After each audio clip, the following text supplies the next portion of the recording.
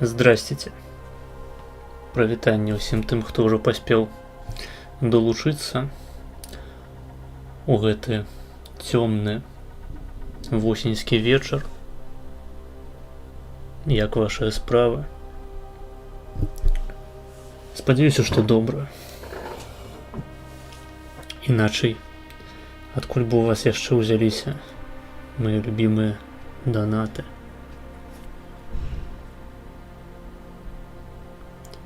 Прысаджвайцеся утульна у сваіх крэслах і канапах. Перад тым, як пачаць трансляцыю, я хацеў бы зачытаць для вас верш, які я напісаў спецыяльна з нагоды Дня вайсковай славы беларускай.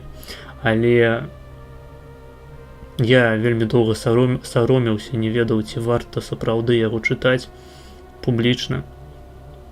І зараз я гэта здзейсню. Я не буду ўключаць вебку, таму што мне можа зрабіцца няёмка. У мяне можа пачырванець мой тварык. Не судзіце строга, ўсё ж такі гэта мой першы верш. Я ніколі раней не займаўся рыфмаваннем, тым больш прафесійным, ніколі не выступаў на публіцы. Карацей, без лішніх уступленняў, без лішніх уступаў, давайте прыступім. Бачыце, я ўжо нават у гэтым моманце зарыфмаваў.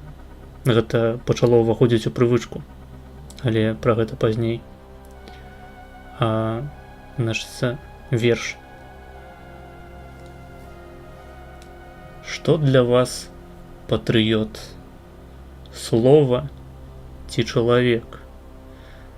Той, хто крычыць за радзіму «Гэй, гэй!» і чакае ўвагі людзей? Ці той, хто... Прабачце, я саромеюсь, мне складана казаць. Секундачку. Ці той, хто любіць радзіму? Ні за што, проста так. Нарадзіўся тут, вырас ён тут, адвучыўся, працуе, не стукае ў грудзі «Я патрыёт». Ціхенька жыве, з ідэямі ў галаве, як лепей зрабіць, як паказаць прыгажосць і утульнасць роднай зямлі.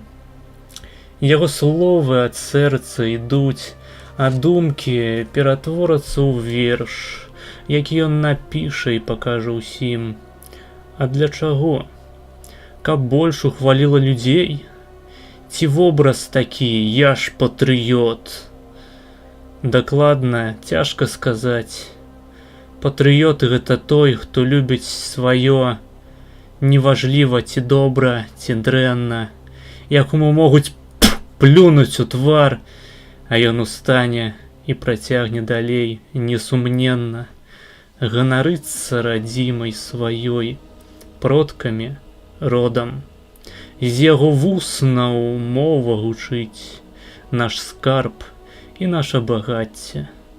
Няшмат зразумее людзей, гэта шкада, затое шмат яго вінаваціць. Калі вы патрыёт, безумоўна, добрая справа. Паспрабуйце на мове пагаварыць хаця б дзень. Цяжка? А як жа? У заключэнні думак сваіх маленькі вынік хачу... Прабачце. Нешта горла заняло. У заключэнні думак сваіх маленькі вынік хачу я падвесці. Патрыётам назваць сябе можа любы, а чалавекам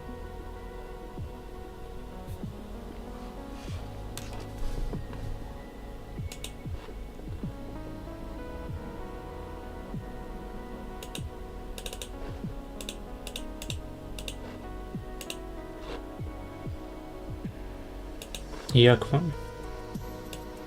Я вельмі стараўся над вершам, сапраўды напісаў яго на працягу месяцу, перад днём вайсковай славы, але моя інтравертная прырода, моя інтравертная натура не могла мне дазволіць зачытаць яго адразу. Таму я вырашыў так напярэдадні вялікага беларускага свята дзяды, а таксама вялікага польскага свята, наколькі яго можна лічыць польскім, хрысціянскае хутчэй свята, дзень усіх святых, я вырашыў, што прыурочу верш менавіта да гэтых дзён.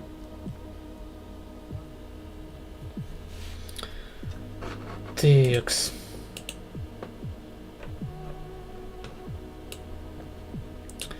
Усіх з надыходзячым гарбузовым спасам. Дзякуй цябе таксама. Сталіца Палесся, Слоўтэн Рверб. Менавіта яно. Някая яшчэ мала Польшча, гэта вяліка Літва. Ну, на жаль, мне не пашчасціла нарадзіцца на вялікай Літве. Прыходзіцца ганарыцца тым, што маем. Все ж таки, як я напісаў у гэтым сваім вершы, дзе гэта было, я просто, ну, ведаеце, на памяць яшчэ не вывучыў, як жа тут было. Значыцца, неважліва, ці добра, ці дрэнна, якому могуць... ну, карацей, вы зразумелі. Неважна, добра мне тут у мала Польшча, хуёва. Я тут нарадзіўся. Больш мне нічога не трэба. Тым больш палітыкі. Сергей не цяміць, 100%, 100%. Літва моц, ой, ёпта, моя падтрымка з Богам. Ніколі да гэтага Маргінэс нідзе не публікаваў вершы вядомых вакт. Гэта праўда. Жывіце па праўдзе. Блядь, ну што пачалося? Зноў паганіце мову. Ладно, там некаторыя яе з палітыкай звязалі, а вы проста яе ганьбіце сваімі муцюкамі расейскімі. Гей-гей, ну ладно, гэта нервы. Ты, бля, зараз за аўтарскія правы адляціш. Да я сумняюся, тут жа музыка, здаецца, не тое, каб моцна нейкая аўтарская, хаця я магу памыляцца. На якой мове? На мове з вялікай літары. Наш хлопчык. Ведаеш такую? Матчына мова. Як матчыны вочы. Ці там наадварот было, неважна. Так, лепшае, што я чуў у сваім жыцці. Дзякуй, дзякуй. Я рады, што вам спадабалася. Добра, дзякуй, дзякуй. Цяпер Маргінэс адчуе на 100%, як сябе адчувае Іван Дарашенко. Я сумняюся, што ў мяне атрымаецца гэта зрабіць на 100%, канешне. Для гэтага трэба было б нарадзіцца ў іншым месцы і з іншымі дадзенымі, так бы мовіць. Дарэчы, напішыце, наколькі добра мяне чуваць, а то я так самаўпэўнена пізжу сам з сабой, а магчыма вам музыка ўсё перакрывае, таму дайце знаць. Ты спецыяльна хокку напісаў, ці выпадкова атрымалася? Я не ведаю ніякіх хокаў, каб ім пісаць. Я, дарэчы, падтрымліваю і Маргінэза, і Дарашэшка. Таму добра, калі сам працэс падабаецца, то з практыкай прыйдзе і лоск. Ну, Дарашэшка гэта мой паэтычны псеўданім. Але мне здаецца, што гэта выразны трылінг. Не ведаю, што такое трылінг. Мы ў школе настолькі складанай гуманітарнай тэорыі не праходзілі. Замоскі Дарашенко таксама змагаецца лепш, чым ПКК за Беларусь. Так, як жа без гэтага-то?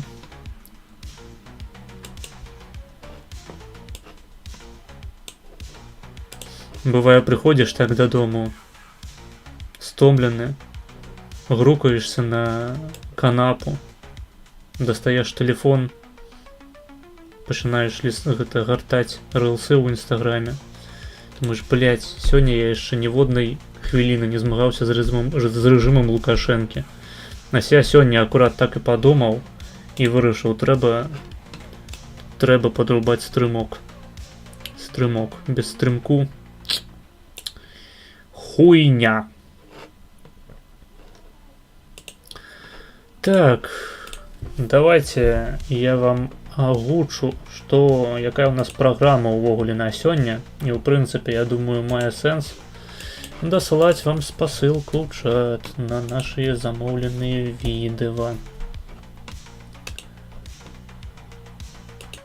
Тэкс. Нагадаю, што спасылкі на данаты знаходзяцца ў апісанні трансляцыі. Там ёсць спасылка на Donation Alerts, на Streamlabs і на Триб'юту у Телезе. З замоўленых відэа у нас ёсць другая чарга. Першае гэта відос пра вайсковых беларускіх, а другое нешта пра мовы. У першай чарзе яшчэ ляжыць відосік з дзядком, інтэрв'ю. І ў банку Пазняка ляжыць 10 грошай, 10 денег, 10 даляраў, карацей 10 пунктаў, таму што ў нас даляры і еўра аднолькава лічацца. Карацей 10 ляжыць на банку Пазняка. Каму было б цікава нешта такое замовіць, таксама запрашаю у спасылкі ў апісанні. Так, трэба бахнуць по рэжыму вершам. Так, ну я ўжо бахнуў по рэжыму. Але наперадзе яшчэ 5,5 гадзінаў стрыму. Таму, думаю, сёння, калі не даб'ем рэжым Лукашэнкі, то дакладна новы пак палізняволеных мы выпусцім.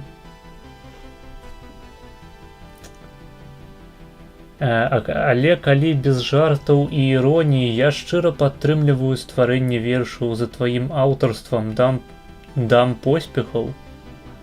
Не, ты мне лепей дай грошы, а поспеху я похуй.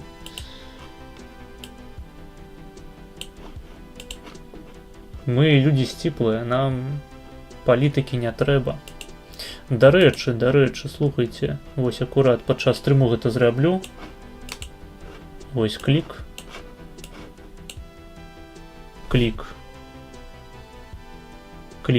Вось. Клікнуў і запосціў прямо вось у гэтую секунду на Patreon відос, які мы учора глядзелі, інтэлектуальную пустку. Таму, калі каму цікава, можаце зайсці падпісацца, паглядзець. Нідзе больш вы гэтае відэа не знойдзеце. Яго прыйшлося выдаліць з Ютубу, таму што відэарад быў спізжаны, і праваўладальнік зайшоў да мяне, абвесціў мне, што я магу выдаліць відос, і тады ён не будзе скардзіцца на канал. Ну і карацей, я проста ўзяў і выдаліў. Але вы ўсё яшчэ можаце глянуць яго на Патрыёне, таму падпісвайцеся. Текс. Ну, гэта адзіны відос, які я ў прынцыпе зрабіў за ўсю сваю інтэрнэт-кар'еру.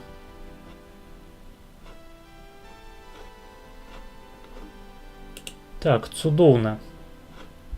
Давайте будзем пераходзіць да прагляду відэа. Пакуль данатаў ніякіх я не бачу, па-мойму, і не было іх з мінулага стрыму. Новых не з'явілася данатаў, таму будзем глядзець відэа, якія ўжо замовілі. Тэкс.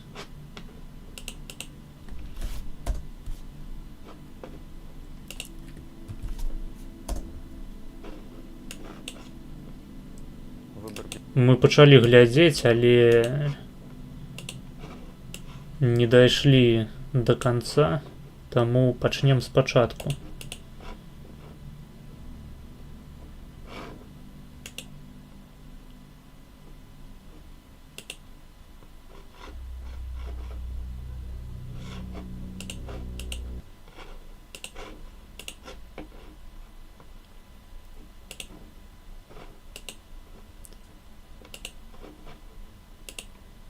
Вось. Дарэчы, хто новенькі, правілы замовы відосаў на экране. Я думаю, вы разберацёся, як гэта працуе. А у нас відэа з каналу Хартія, называецца «Через посадку росіяни. Як добровольці з Білорусі воюють на Харківщині і чому працюють в Хартії». Погнали. Без выбора. Тут или убей, или будешь убит. Выбор без выбора. Тут или убей, или будешь убит. У вас були реальні загрози в Білорусі? Да. Меня, например, арестовали за бело-красно-белую футболку на 30 суток. Просто так проехать в Беларусь я не могу. Гэта будзе гадоў 20 у плечы ў турме, як мінімум. Надо менять тот строй, что там. Год назад, летом 24 года, мы впервые попробовали сотрудничать с Хартией. Я боруся тут за вашу і нашу свободу. Це сьогодні прилетіло? А хрен его знает. Сегодня молнии, несколько штук. Вірите в Бога? Нет, но молюсь периодически. Слава Украине! Живи Беларусь!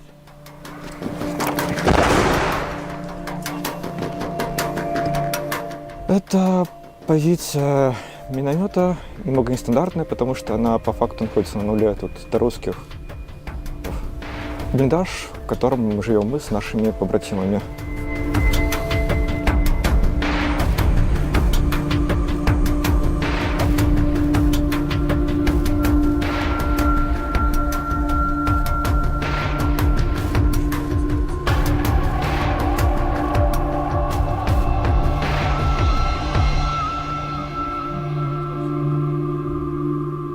Скільки до росіян у нас? Немножко даже меньше. От ви кажете, то є ризик, що вони можуть зайти тут до вас? Вряд ли будет видно, что они накапливают силы. Точно не будет внезапно, скажем так. Понятное дело, что война все равно остается войной, да. Тем более на первой линии.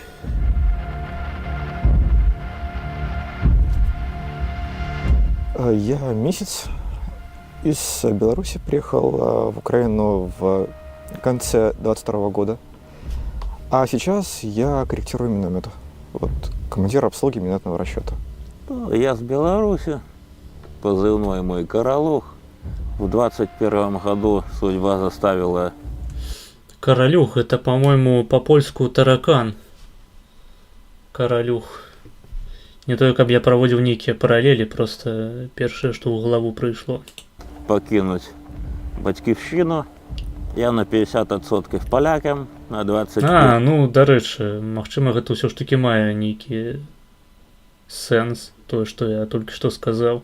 Беларусінам і на 10% украінцам. А, ну ясна, ну то бок ён паляк, па сутнасці. Ну, прынамсі, польскамоўны.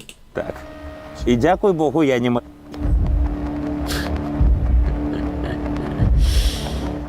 В якому році і чому ви змушені Єбе поляк-українці. були виїжджати з вибачаюсь. Білорусі? 21 рік. Вимушено був збігти. Я стартанув в Польшу. Основная причина это была то, что можно было познакомиться с правоохранительной системой Беларуси изнутри. В 2020 году мы уже поглядели, что мирные протесты это ни о чем. Такую владу можна победить только зброей. Адразу, калі все гэта пачалося у вас, у моих братоў, і уже у нас, так. Ну, дарэчы, для паляка ён няблага размаўляе па-беларуску. У яго, напрыклад, няма праблемы з вымаўленнем гуку «г». Магчыма, у яго сапраўды такая змешаная сям'я. Ён ад самага нараджэння чуў увесь фанатычны апарат як палякаў, так і беларусаў. Ну і там, магчыма, украінцаў. Хаця фанетыка украінскай мовы ад беларускай амаль не адрозніваецца. Я зразумеў, што адзіны момант, калі я магу павернуцца, гэта змяніць гэтую ўладу, гэтага усатага таракана, толькі тым, што сілай зброі, іначе я. Я баруся тут за вашу і нашу свабоду. Як би гэта банальна не звучала, але так. А покажіть, що це таке у вас.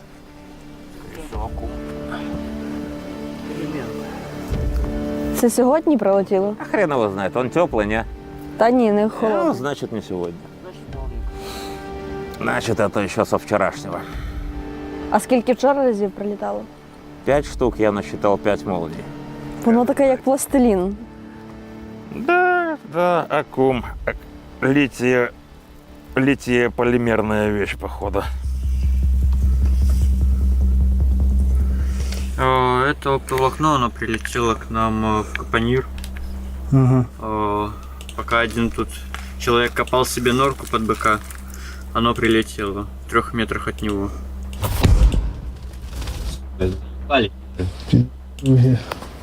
Я Річ. Я виконую обов'язки 3-го номера в мінометному розрахунку. Як хлопець з Білорусі і чому опинився в Україні? Ну, в 2020 году мы сюда приехали, бежали от власти, по сути. А скільки років вам було, коли ви приїхали в Україну? 15, Зараз вам? 20. Ён маладзейшы за мяне. Для меня любой белорус Прычым нармальна так маладзейшы. здесь это, по сути, свой брат, сестра. Защищать их, по сути, мой долг. Белорусы, которые здесь находятся, они активные люди, которые что-то хотят изменить в этом мире.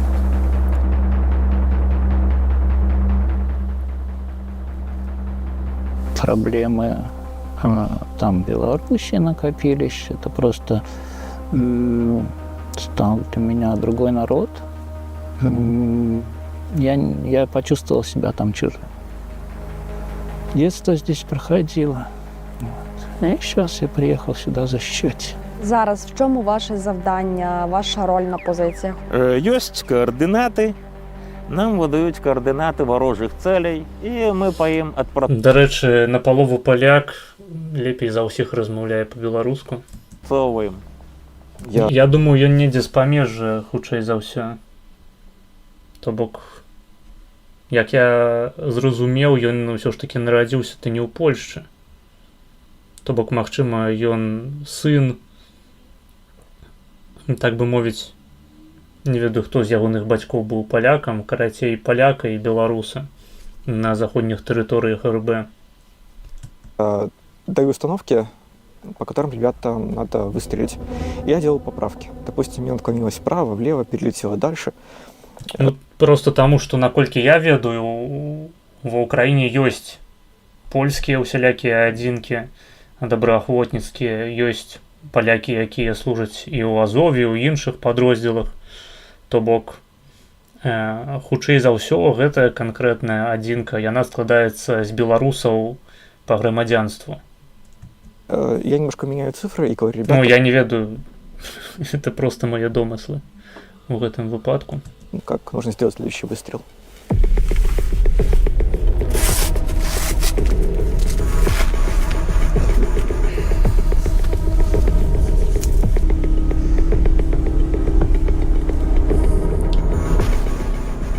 Миномет любопытный, HM-16. Иранский миномет очень легкий. Для 120-ки он слишком... Иранский так. Почему-то в Украине очень много иранских минометов. Предполагается, что они трофейные, то есть была война в Ираке. Американцы набрали очень много этих минометов и поставили их все, собственно, нам. Сильная сторона миномета в том, что он может стрелять по навесной траектории, мортирной траектории. То есть может стрелять с закрытых позиций. Как видите, у нас позиция абсолютно закрыта, нас не видят, мы в яме находимся. Вот. И это большой плюс. Это большой плюс, можно хорошо замаскироваться. Хуйня ваши минометы, зараз мы вас водометами и дубинками расхуярим. привезла НРК, потом мы перетащили все это руками по частям. Он разбирается. НРК — это наземный дрон, вот, и поставки на такие позиции на первую линию идут, собственно, наземным дроном. Если бы не наземные дроны, мы позицию здесь поставить бы не смогли с 122 минометом. Тому що це в руках тягнути. Так, и минометы ставить сюда было бы очень тяжело или невозможно. То же самое с минами. Мины, наверное, это даже важнее. Просто случайно совершенно реакция. А чому міномети? Ви раніше не працювали ж на мінометах? Я, по-перше, у 22-му році пішов на штурмовика, потім отримав поранення колена, і бігати узагалі тепер я не можу. Тобі ж я можу тільки ходити. Ну, і тут ми на позиціях більш-менш, тобі ж ті навантаження, що зараз маються, ну, я їх можу як-то переносити. И что мы видим вот здесь? Буквально метрах в 10. А мы видим дрон с кумулятивом. Війна дронів. У яго голос падобны на гэтага расійскага біёлага, я забыў ягонае прозвішча.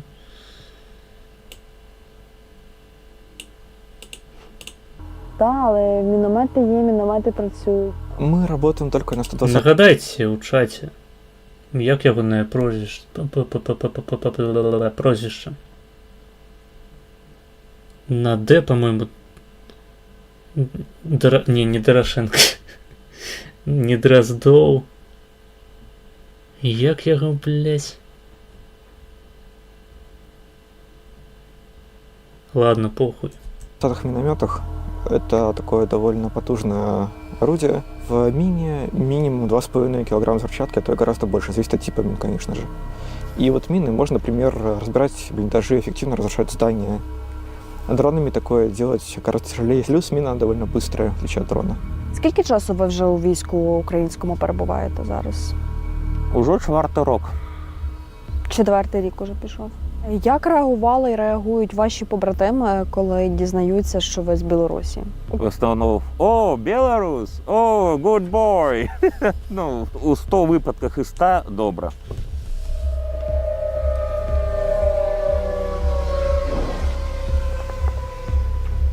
Блядь. Так и низко, и быстро, ну что-то меня тоже напрягся. Не, ну напрягся. А молния тоже. Вчера одна молния зашла с той стороны, с нашей. О, да, он грамотный, видимо, пилот-оператор. Он сделал кружок и зашел с той стороны. А потом хорошо так лупило. Так что тут... Не дурні вони, так? Не дурные, не дурные. Ни один командир у меня ніколи не спитав, а чому ти здесь. Ми працюємо тут своїм підрозділом. І кожен хлопець, амаль кожен, знає добре свою працю. Пару минут назад блядь, Мавик или что скинул самоделки, блядь. А тут сперва думали, что это не самоделки, он ничего не скидывал, что это он типа за ветки зацепился. Год назад, летом 2024 года, мы впервые попробовали сотрудничать с Хартией, и нам понравилось. У нас вместе получилось очень классно выполнить задачу. То есть мы нанесли большой... Я, калі што не ведаю, што такое Хартия, вось гэтая Хартия, не ў курсе. ущерб врагу, постепенно перевелся и к ребятам. Що сподобалось Хартії? Понравились люди, просто мы себя почувствовали как дома. Получше, мне кажется, отношение к солдатам. Это суп консервированный, а это паста итальянская. Офигеть, звучит устрашающе. Сейчас будем ценить. Тепленькая, приятненькая. Годится. А як із забезпеченням їжею? Щось крім сухпаїв взагалі є у вас їсти? Да, иногда приезжают посылки. В посылках зачастую шоколадки, какие-то заказные вещи, то есть какие-нибудь смаколики, которые ты заказал заранее, твои побратимы могут спокойно тебе его купить, положить посылку, и оно до тебя доедет или долетит. Тут уже как повезет. Доїде чим? Роботы зачастую. А долетить?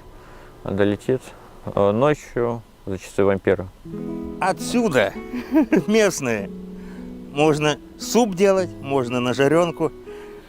Ну что, печень вырезать, приправить немножко грибами и зайдет только в путь. А це ви що, збирали, гуляли? Не, так, вышел просто. Смотрю, стоят, что не взять.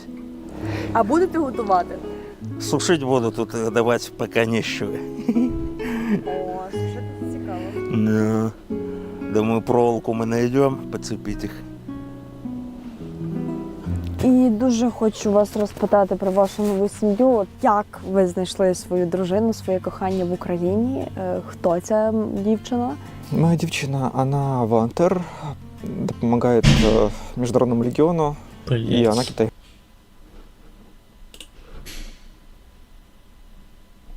Охуеть можна. За літеру F у чатику волдавання. День добрий. Ну так я себе зараз і закавалдую. Слышь? Зараз мы тебе за літеру F і трахнем. Я покличу Замоскага, і він тебе закопає живим. Осторожнее, осторожнее, апошнее попередження тобі виноситься. Маслячонок нахуй. Янка. Мы познакомились незадолго после того, как я приехал на войну. Так получилось, что мы сблизились с дружиной. Она была какая-то тогда довольно сильно подавленной. Я хотел ей помочь, ну и постепенно желание помочь нас очень сблизило. Дружба перешла в отношения. Ну, вот у нас теперь семья.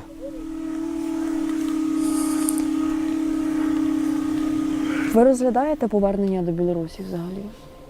Нет. А чому? Не хочу связывать свою жизнь с этой страной.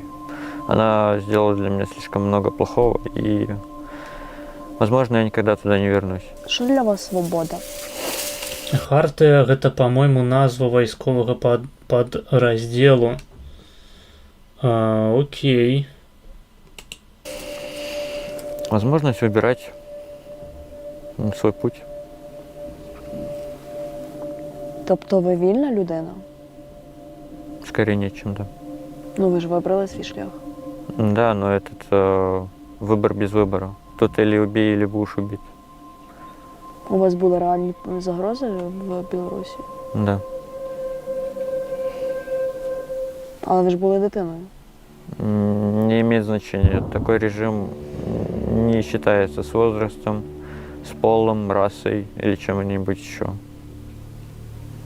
Он считается только с лояльностью. Плюс в Беларуси очень легко оказаться в тюрьме и по уголовной статье. То есть, например, маму моего друга хорошего, ее арестовали на 1,5 года за просто дизлайк в интернете, на ютубе. Меня, например, арестовали за бело-красно-белую футболку на 30 суток. Білорусь арештовує білоруса за те, що він у білоруському прапорі. Ну як таке може бути? Чому так? В Беларуси арестовали белорусов за белорусскую мову. Потому что считается, что на белорусской мове говорит в основном оппозиционеры. Традиционный флаг белорусский, бело-красно-белый. Я вышел в такой футболке на День воли. Это такой белорусский... Дивно, что переклали як біло-червоний. Біло-червоний гэта польскі ўсё ж таки сцяг. День памяти. Считается оппозиционным днем. Білоруська влада ретельно слідкує за тим, як білоруси воюють в Україні. Чи є якісь переслідування, там, можливо, ваших знайомих, близьких? Так. Я думаю, что не маю права называть, але хлопцы добра ведаюць, што да родзічаў наших добрых баявых пабрацімаў уже не то, что неоднократно приходили, а уже и сажали до в'язниці родичів. Яка ваша мета на там найближчі кілька років? Повернення у Беларусь праз перамогу України. Калі гэтага не будзе, не здарыцца, то я не ведаю, што рабіць. тому мы здесь, и тому вальчым. Ну правильно, гэта ж мала Польшча. Ты про Украіну? Ну, у пэўным сэнсе так. У пэўным сэнсе так, там же калі долучылі украінскія землі да польскай кароны, то назвалі гэтую тэрыторыю, гэтую адміністрацыйную адзінку Малапольшчай. Наколькі я памятаю. То бок была карона польская, была Літва, ВКЛ, і была Малапольшча. І там людзі ўсе ганарыліся, што яны нарадзіліся ў Малапольшчы. Около блиндажа после сегодняшних прилетов. Вот, это я понимаю, то, что с молнией пролетело. Вот, практически целая аккумуляторная батарея. Надо будет прозвонить, да обменять на что-нибудь ценное у наших дрончиков. Вот, кусок трубки, кусок каркаса. Вот что я могу сказать, что мои сдобытки. У вас що? А сбросили с дрона вот такие вот 8 штук, ну, наверное, больше будет, потому что 8 мы нашли. Это напечатано на 3D принтере. Вот, капсуль-детонатор и пластид. То есть без стопы можно остаться, если наступить. Це коли ви знайшли? За скільки? За тиждень часу? Сегодня утром. Тобто це тільки зараз? 20 минут за раз, да, за 20 минут вот такие подарочки у нас. От этого только собирать, уничтожать. Вот. А от молнии защиты, наверное, никакой. Только в блиндаже сидеть тихонько и молиться. Вірите в Бога? Нет, но молюсь периодически. Що зараз вам дає сили? Сили, енергії, бажання. Ну от я прийшла, ви такі зранку на позитиві. От звідки воно? Мені 46 років. Немало. Мені 46 років вже. Але тая кропелька надії, яка у мене зостається, ось вона ще й не дає мені сил. Ви, як іноземець, маєте право в будь-який момент розірвати контракт. Дзіўна, што не запыталі іншых, ці яны збіраюцца вяртацца ў Беларусь, толькі маладога хлопца спыталі. Так. Але за рік часу ви цього не зробили? Чи були у вас думки про таке? Нет, даже не было. Я хочу победы Украины. Вот. И, в принципе, это был бы и наш шанс сменить тот строй, что существует в Беларуси. Як ви вважаєте, як можна приборкати російський режим? Що треба, щоб приборкати? Што такое приборкати? Долбить. Еще раз долбить. Потихонечку там долбануть. Саму Россию долбануть. По чуть-чуть. Вот, капелька. Как это вода камень точит. Не, ну калі капелька гэта ядерная бомба на Москву, то я цалкам падтрымліваю. Приборкатив сапеўных афіцый, выбачаюся. Ну, здараецца, слухай. Галоўнае не забыць памыць задніцу пасля такога. Вот. Прибрацца ў пакоі, хуё маё. Так и Россию надо. Хто і що для цього має робити? Кто хочет, тот найдет себе справу. А хто не хоче? Пусть не мешает. База.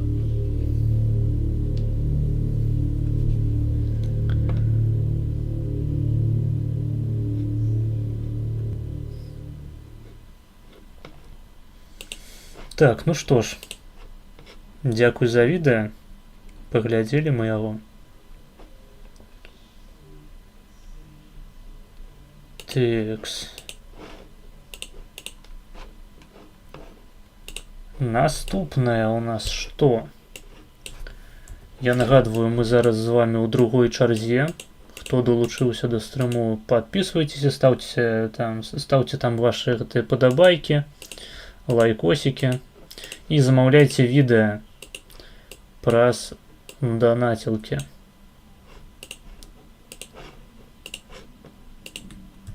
А мы пакуль пераходзім да відэа з другой чаргі з каналу World Friends. Называется Can Other Slavics Understand Russian? Russia, Bulgaria, Poland, Belarus, Ukraine и Чех. Мы глядим. А, ось.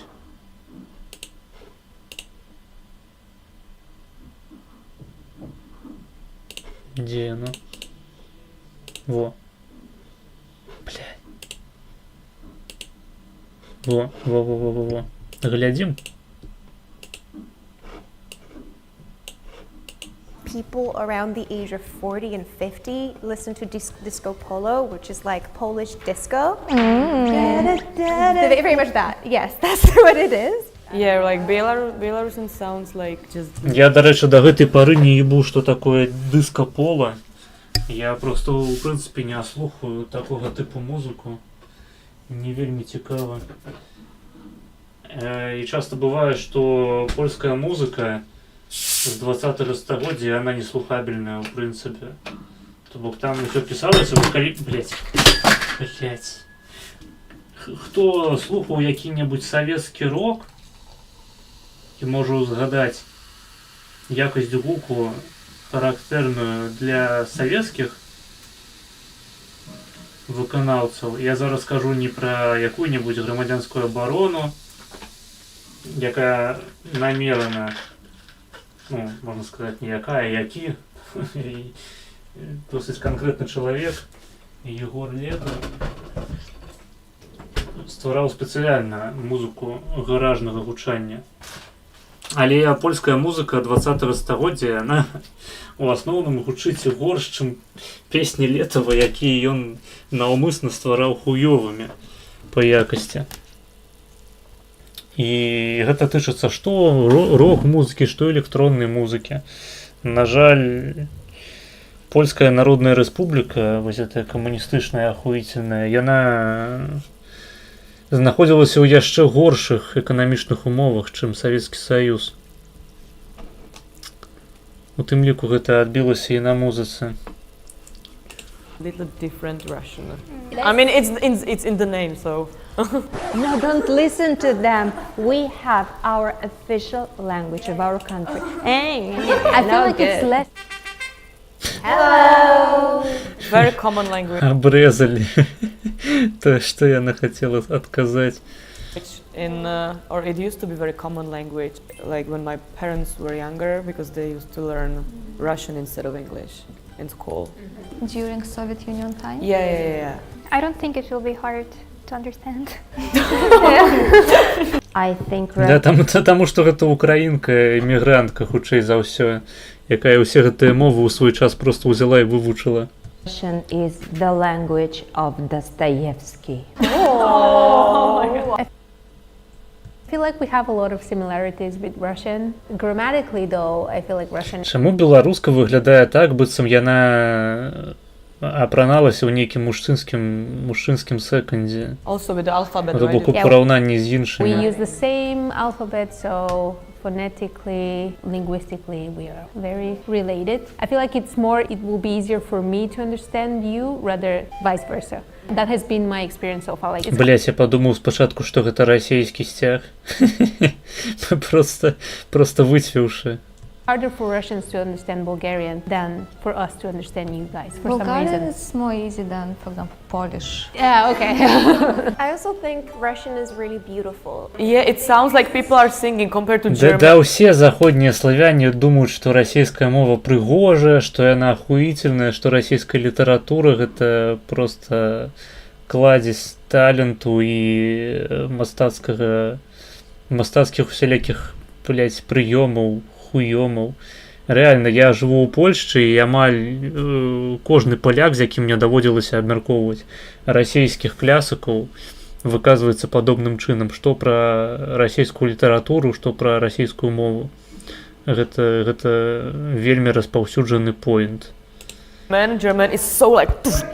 Even Polish. Polish. I feel like there's this misconception that Russian, like in like Hollywood, it's always this like Russian guy, you know, walks around with guns. But I think Russian is such a beautiful, melodic, poetic even language. Yeah, but especially like those people in Hollywood, they over exaggerate it a lot. They're like, yo, yeah, of course. I feel like the misconception comes because Russian as a language is very melodic. Comparing people. Бля, ну хуйня, давайте шапчика лепей, червоно-зеленый стяг это кринж. Ёсць такое, у прынцыпе, яна сядзіць тут як такі ціхар, блядь, які потым пасля перадачы на ўсіх запіша данос, нахуй. А калі табе не падабаецца контент, то я магу толькі паслаць цябе нахуй, і калі ты хочаш глядзець нешта іншае, то данаць. Speaking Russian, then Реально, я увяду правила на своих стримах за скарги у чате. Потому что вы своими скаргами только псуете мне настрой. Мне похуй, что вы думаете про видос, які замовили за гроши. До того самого моменту, пакуль вы самі альбо не скіпнеце яго, альбо не замовіце нешта яшчэ. Пакуль вы гэтага не зрабілі, вы просто мелкі хуесос. І ваше меркаванне не ўлічваецца. Ідзіце нахуй.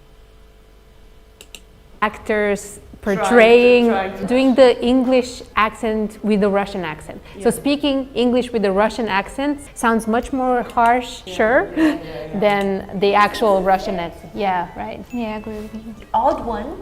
Odd one? Polish! I think so too. I think Polish might be the odd one. I feel like when it comes to comparing... Ну ясна, белая жанчына прыйшла да іншых славянаў абсіраць сваю мову. Просто охуительно. Our languages to Russian. Не, российская мова такая милагучная, а польская, блядь, мне самой насрать, блядь. Я у своей штодзённай працы і сваім штодзённым жыцці па-турэцку размаўляю, мне похуй. Polish will be the most different one. Yeah, I also think that Poland will be the odd one. Also, if you think about it, Бля, реально собрались, а тупо хейтить польскую мову. geographically, Poland might be the farthest one from Russia. We're far as well. You well, both of you have a lot of similarities Yeah, actually. we like to say that Poland is Central Europe, not Eastern Europe. Это польскія мемы. So that's why, and the same with... Ведаеце, як нам у школах распавядаюць, што Беларусь гэта цэнтр Еўропы геаграфічны, то палякам распавядаюць, што яны насамрэч не ўсходняй Еўропы і не заходняя. Яны Еўропа цэнтральная. Public. In Russian we say дверь. In Polish, we say drzwi. In Ukrainian we say двери. Ну, дарэчы, дверь можна таксама сказаць у множным ліку. І тады будуць двері. Czech we say dveře. In Bulgarian, we say vrata. Vrata. That's like the slang in Czech for like the big door, which are usually like when you're entering the garden. In Belarusian, we say двери. Yeah, I feel like your word... Што, блядь? Які нахуй двері, блядь, сука? Ціхарыня беларусінка не ведае беларускай мовы, сука, блядь. Вы б яшчэ запрасілі гэтую бабу, якая казала выбачай. Просто охуеть. Срака подгарае ўжо на 4-й хвіліне відэа, блядь. It sounds the outside. Бульбаши невероятные, пиздец. Yeah. Походу, яе туды посадили тупо для троллингу белорусов. Как я написали в комментах, типа, блядь, нахуя вы жонку мента запросили, як экспертку по белорусской мове. In Belarusian. Блядь, она сказала in Belarusian? Usually like when you're entering the garden. In Belarusian, we say двери. Бля.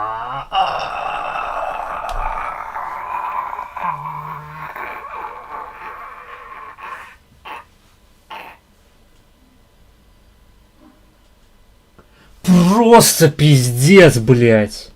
Можно было знайсці якую-нибудь яшчэ больш колхозную ебанку на ролю беларускі у гэтым шоу. Ім беларашам мы кажам дверы. Просто охуеть.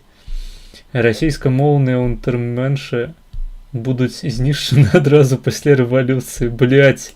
Гэта не нацыянальныя Секунду. людзі, гэта Да-да. агентура, гэта людзі, якія скампраметавалі сябе, гэта маргінез, якія зайшлі ў тупік. Так. Донатик. Инструктор по фистингу задонатил 500 российских рублей с покрытием комиссии и пиша «Трымай». Дякуй, дякуй. 500 российских рублей это кольки грошей? 5 евро прикладно. Неблаго? Дякуй, дякуй за донат. Блять, это реально Шаўроў піша у мяне ў чаце зараз? Ты реально Піліп Шаўроў?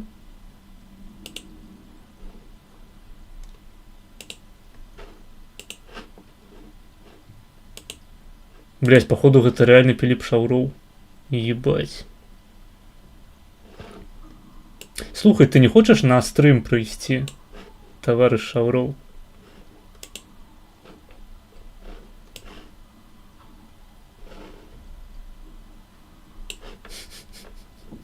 Беражыце вушы. Так, усё, дзецюкі, кажыма двэры. Двэры, так. Яна, я спадзяюся, не будзе вымаўляць гук «ф» у гэтай перадачы.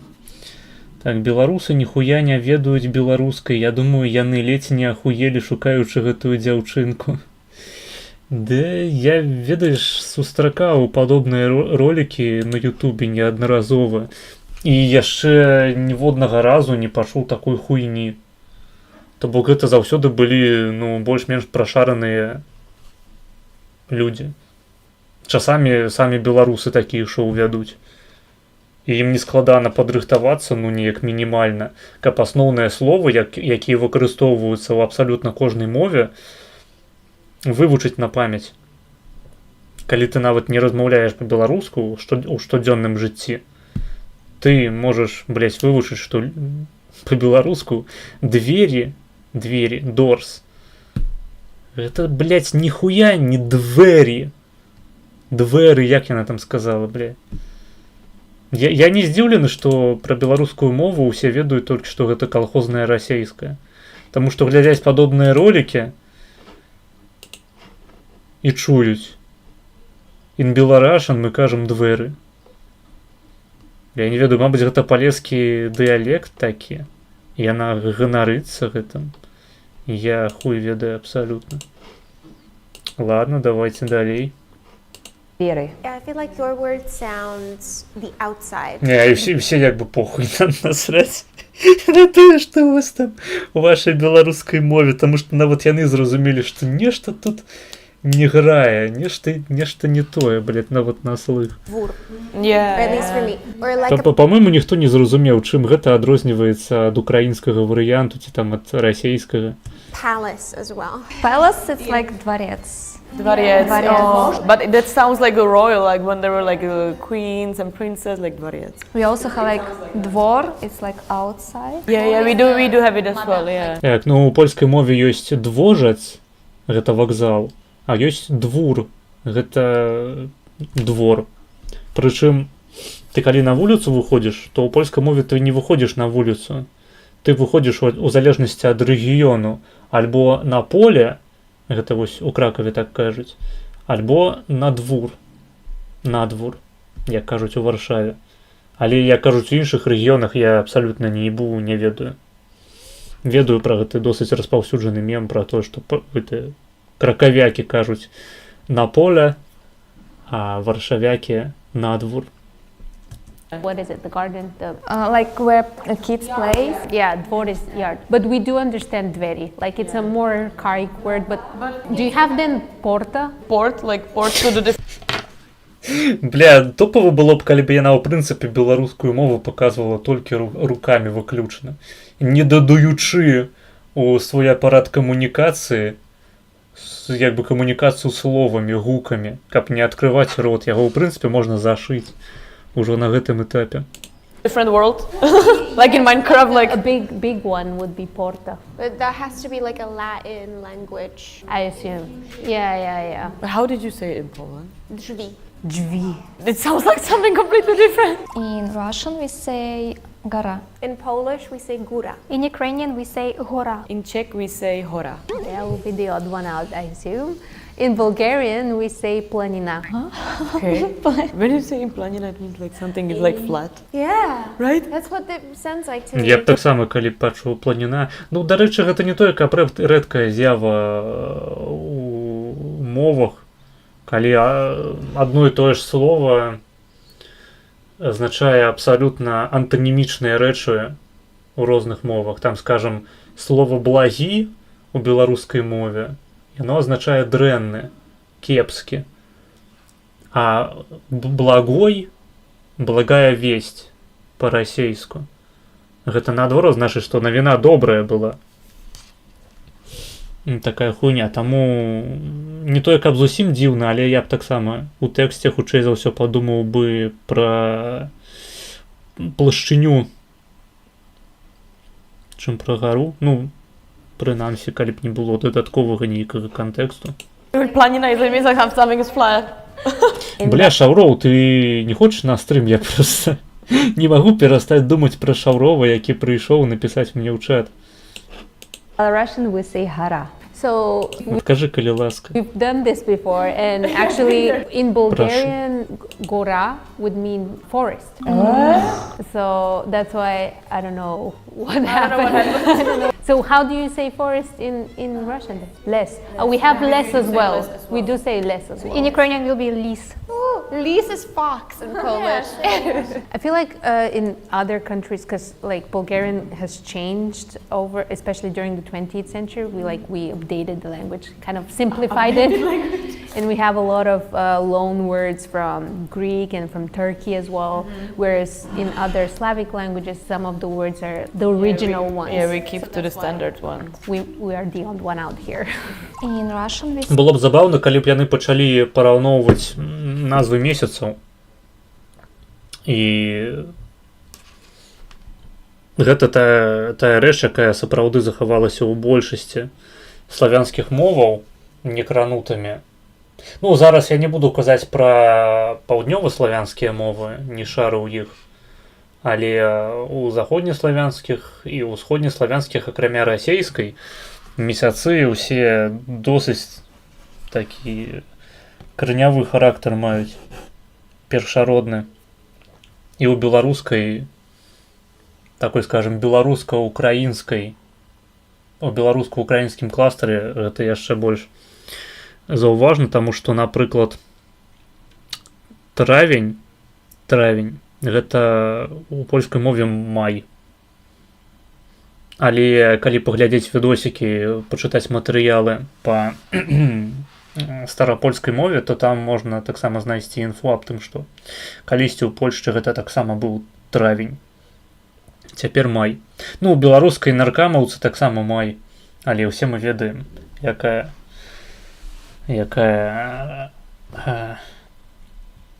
граматыка з'яўляецца сапраўднай і гістарычнай. Ну і ва ўкраінскай мове таксама, па-мойму, травень, калі мне не здражвае памяць. say zolota. In Polish, we say złoto. In Ukrainian, we say zoloto. In Czech, we say zlato. In Bulgarian, we say zlato. In Belarusian, we say zolota. Дарэчы, я не пачуў, як яна адказала на пытанне пра гару. Магчыма, на яе проста забілі хуй. І правільна, як бы. Yours is like, what did you say again? Zwo? It was the same word. I mean, it was the same, but you have like what? Złoto. So it's that L with a thingy. It's a woo sound. Yeah, okay. Złoto. It sounds so funny. It's like some show like woo. Actually, for Bulgarians, if you can, like, it's a speech impediment when you cannot say L. Ну гэта амаль што той самы гук, што і той, што ў беларускай мове перадаецца з дапамогай унескладовага. Быў, паехаў, зрабіў, або усе.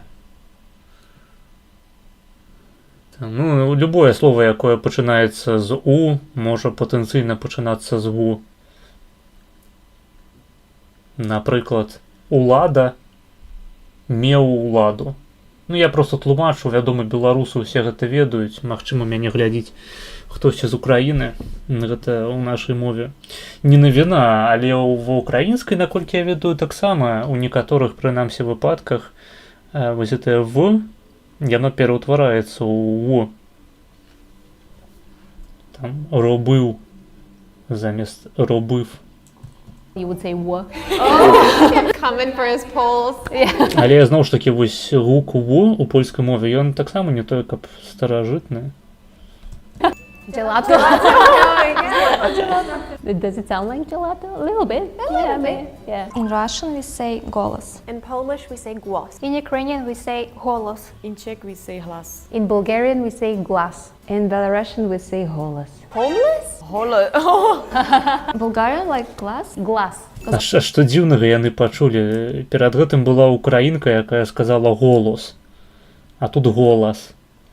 Розніца просто охуительная. Glass it sounds like... Хто заржаў? Гэта была расейка? In Bulgarian we say glas. In Belarusian we say holos. Homeless? Блять, вось, ну, поляки, суки, блять. Bulgarian like glass? Глаз. Because glass it sounds like glass. Яна просто сядзіць побач з расейкай. Зачапіла в этими пси хвалями. In white Russian we say голос. Дарэчы, у звышнатуральным літаральна быў эпізод, калі галоўныя героі апынуліся на тэрыторыі Беларусі по сюжэце і называлі яе White Russia. No, glass. I feel like it's mostly the same. You add one more vowel after. Прычым я нават не разумею, як у іх гэта атрымалася, таму што, ну, калі ты гугліш, просто адчыняеш мапу геаграфічную, ну там жа не напісана White Russia. То бок, каб гэта перакласці як White Russia, трэба ведаць, што у арыгінале яна называецца Беларусь, што можна там раскласці на Белую Русь, а Русь гэта тыпу Расея, то бок Раша, а Бела гэта White. І ў нас атрымліваецца White Russia. Магчыма, у мяне ёсць такая гіпотэза, што там просто адзін са сцэнарыстаў ці просто людзей на пляцоўцы былі зражкі. І яны сказалі: не, якая Беларусь, што за хуйня пачынаецца? І in Russian we say Белорусія, нахуй. На гэта перакладаецца як White Russia. І ўсё, ніякіх кампрамісаў, блядь. After the first consonant. Either a h or a g sound. Because Polish there's always something extra. In Russian we say голова. In Polish, we say głowa. In Ukrainian we say голова. In Czech we say hlava. In Bulgarian we say glava. In Belarusian we say halava. It's very similar, yeah. Why are you looking at me? Because it sounds so funny. It's like boom. Ясно, польско-чэшскія стасункі. Guava. It sounds like the fruit guava. Guava. Oh, a little bit, yeah. Як там, Куревсько, добре новини. You guys are bullying me. Nothing against the Polish. It's just the language. Так. Я так разумею, іх адсадзілі як прадстаўнікоў саюзнай дзяржавы? Ці якая была задумка другого раунду? Какая у вас погода сейчас? Часто ли у вас идет снег зимой? Ну, Яна зараз паўтарае просто дакладна тое ж самае. зараз погода. Я не Якая нахуй погода, блядь, сука, бля. Ведаю. Учора мама тэлефанавала і казала, што халодна. Ну, халодна. Але я не ведаю, таму што я зараз тут, у Карэі. Снег, так. Блядь, я готовы поверыць, што ты нарадзілася і вырасла ў Карэі, нахуй. Так, мы маем шмат снегу. Во, зімой. Дуже холодно. Ці разумееш? Окей. Ти розумієш? A little bit. Ладно, насамрэч гэта можа быць дыялектызм, і яна агулам не зрабіла шмат нейкіх памылак страшных. Магчыма, і дагэтуль я даебаўся, дзяўчына, ці было больш карэктна сказаць жанчына, спужалася перад камерай і сказала хуйню. Something about snow. So like І яна зараз будзе проста па-расейску. Ну вось апынулася, што не. I understood like the weather is cold. You called У someone. яе акцэнт правільны. Я праз гэта памягчэў. То бок яна магла сказаць выбачай, не разумею, што за погода. Ці хто-небудзь можа мне перавесці гэта на беларускі язык. А не, яна, в прынцыпе, добра выступила зараз. Your mom or yeah, and she said the weather is cold and you have a lot of snow in winter like this. You of course you don't know about this weather, your weather in Belarus. Можа яна са Смаленскай народнай рэспублікі. Ну, слухай, а чаму яе тады сцяг чырвона-зялёны? Хочаш сказаць, што мы з Паленчукам аддадзім наш стары сцяг пасля рэвалюцыі, як пісаў Піліп Шаўроў? Because you're in Korea. Look at you, fantastic understanding. My mom from Belarus. Very, very good. I understood the question and yeah. General feeling is Тому што я размаўляю па-расейску. we, Belarusian people, will understand 100%. One of the reasons is because Russian is our official language along with Belarusian. So I do. Блядь, яна працягвае. То бок гэта не стрэс перад камерамі. Яе устойлівая пазіцыя аб тым, што Беларусі трэба чытаць як беларашан. Ну, хто я такі? Усё ж такі я не лінгвіст, не мовазнаўца. Хто я такі, каб папраўляць гэтую цудоўную жанчыну?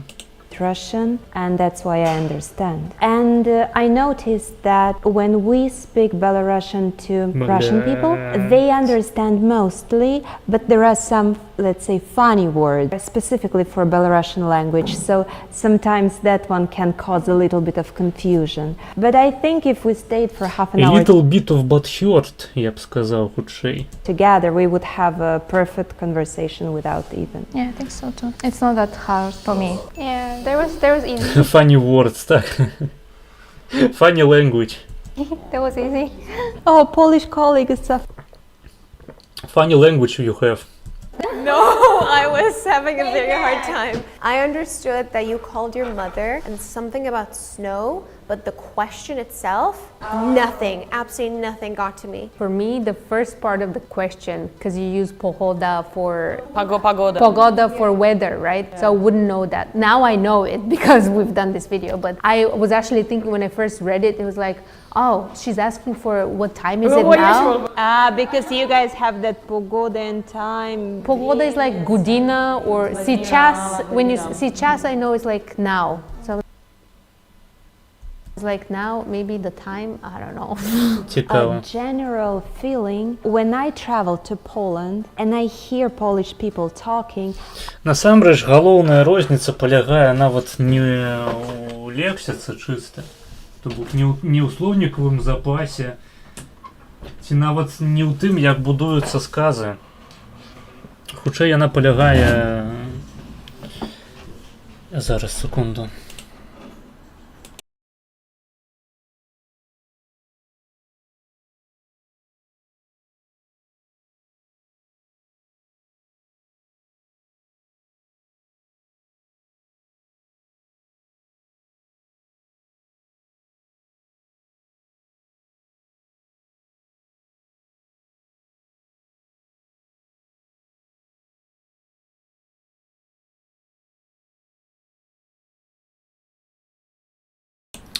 Ладно. Хутчэй яна палягае ў акцэнце. То бок польскі акцэнт, чэшскі акцэнт, ён не дае разабраць, што яны ў прынцыпе кажуць. То бок калі б яны казалі павольна, па складах, гэта было б значна больш ясна для суседзяў. I can actually understand Агулам палякі вельмі хутка размаўляюць.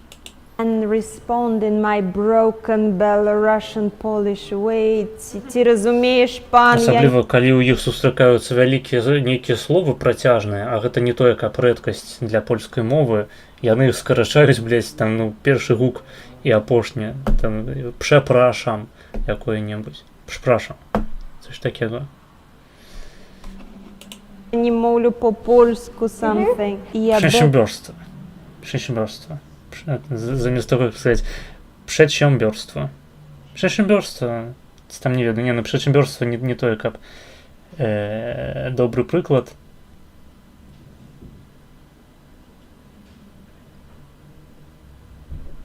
Chrząszcz brzmi w Trzcinie, w Szczebrzeszynie. Chrząszcz. Вот что я сказал зараз? Chrząszcz. Chrząszcz. Chrząszcz. Мог бы сказать chrząszcz, jak это было больше зрозумело. Бжми в Trzcinie. Что гэта ўвогуле такое? Я просто прошипел для людей, якія не разумеюць польскай мовы. А там бжми в Trzcinie. В Szczebrzeszynie. Что перекладаецца цалкам як хрушч, як сказаць, жужжыць у трасніку у Szczebrzeszynie. Trzcina, гэта ж, по-моему, тростник. Noticed that when I use Russian, Polish people would find it more challenging to understand me. I have this feeling that Russian might be, it may be Bulgarian as well. Those might be the two languages that are the most dissimilar, the most different from Polish, because I found it easier when you were speaking your language than when you were speaking Russian. I think, yeah, I understood like 90%, I would say. But it's also because I studied Russian, so maybe like the people who studied German, for example, wouldn't understand. Heard a lot of Russian since a young age. Ну, тут уже порушеныя правілы добрага эксперыменту. Тут дохуя людей, якія ведаюць некалькі моваў. Я разумею, конечно, што знайсці чалавека, які б ведаў выключна беларускую мову без разумення расійскай, было б складана. Але ў прынцыпе знайсці паляка, які размаўляе выключна па-польску, ці там чэха, болгарына, не тое, каб вялікая задача. I could understand. I felt like there's a lot of similarities between Russian and Belarusian, yes. almost like a dialect. Yeah, like Belarusian sounds like just a little different. Ой, яна... I mean, Яна ўпершыню сказала гэтае слово «беларусіян». Походу, яна просто зразумела, што ўсе, акрамя яе, называюць гэтую мову правільна па-ангельску. It's in the name, so... No, don't listen to them. We have our official language of our country. I feel like it's less softened than Russian. So that's why it's probably easier to understand for you. So you understand. Поглядзіце на твар украінкі. Яна разумее, што яна наступная. У гэтай пражарцы. Дыялект пайшла база, ну, канешне. Russian. So that's why it's probably easier to understand for you. So you understood that I wasn't talking about going for a walk and doing some shopping. You knew I'm talking about the weather. Yeah. In the middle. I can understand it more than Russian, but I wouldn't say like I understand 100%. Какие традиционные блюда у вас самые популярные? Ну і, дарэчы, калі б беларуска ўжыла слова «надвор'е» замест слова «пагода», то, я думаю, яе б зразумелі яшчэ менш. Вы любите борщ? I got that one, I think, the last one. That's a very nice question. Makes me hungry. Борщ обожнюю. Готова куштувати його кожного дня. Моя мама мені робила цю страву кожної неділі. Дуже люблю цю страву. Традиційні страви, які вони у нас відомі. Мабуть, голубці чи вареники. Також я дуже люблю шубу чи олів'є. Але ми... Вельмі традыцыйныя стравы, просто абасрацца можна ў гэтыя стравы і захаваць іх разам з калам. Настолькі яны традыцыйныя, блядь, украінскія. Цю страву більш взимку, тому що Новий рік, подаруночки. Я не знаю, що можна ще сказати. Які страви ще у нас відомі? Млинці. Я люблю млинці. Mlynci. Very traditional Ukrainian drink, mlynci. Yeah. So I understood like she very adores borscht. Like your mom cooks this well, kind of. Like there were so many words. So when it comes to Та ладно. Звичайний діалект російської мови, великорусской. traditional У чим dishes, проблема? you say you have голубцы, вареники, оливье, млинцы. I guess Так, it's ну яна карацей распазнала самыя традыцыйныя варыянты страваў. Хуйню усялякую пакінула на збочы, усю гэтую салковую залупу мадэрновую. like селедка под шубой. No? Oh, it's different. Yeah, that's right. I have no idea how it says in English though. Fish hidden under a fur coat. Because it's Нахуенно. like the very thick dish. We put fish. Ну гэтую КДБшніцу вывучылі добра ангельскай мове. I forgot the Гэта я магу сервис in сказаць English. дакладна. Anchovies? No, not friend of, cousin of anchovies. Yeah, it's like this kind of dish. Maybe 70. I understand Russian 100%. I mean, I have Ukraine friends, so like, yeah. I also mentioned that we are eating the two dish in the New Year, but she haven't mentioned it. Yeah, I mentioned that we're eating shuba and olivier on New Year's. Have you understand this one? I heard like olives. Olivier. Because like we have actually. Ну, дарэчы, у польскай кухні няма усіх гэтых салковых страваў, тыпу алівье, сялёдкі пад шубай. Ну, пра алівье гэта ж арыгінальна не салковая страва, але сялёдкі пад шубай дакладна ў іх няма. Увогуле, нягледзячы на ўсе падабенствы паміж польскай там і умоўнай беларускай ці украінскай кухнямі, палякі успрымаюць нашыя кухні як досыць экзатычныя. То бок палякі, напрыклад, не сушаць рыбу. Вы калі хочаце ў Польшчы сушонай рыбы паесці, то вы пиздохаеце ва украінскую краму. Яны такім не займаюцца. Яны рыбу, ну не веду, смажаць, вараць, запякаюць, але яны яе не сушаць, ніхуя. Што такога няма яшчэ ў палякаў?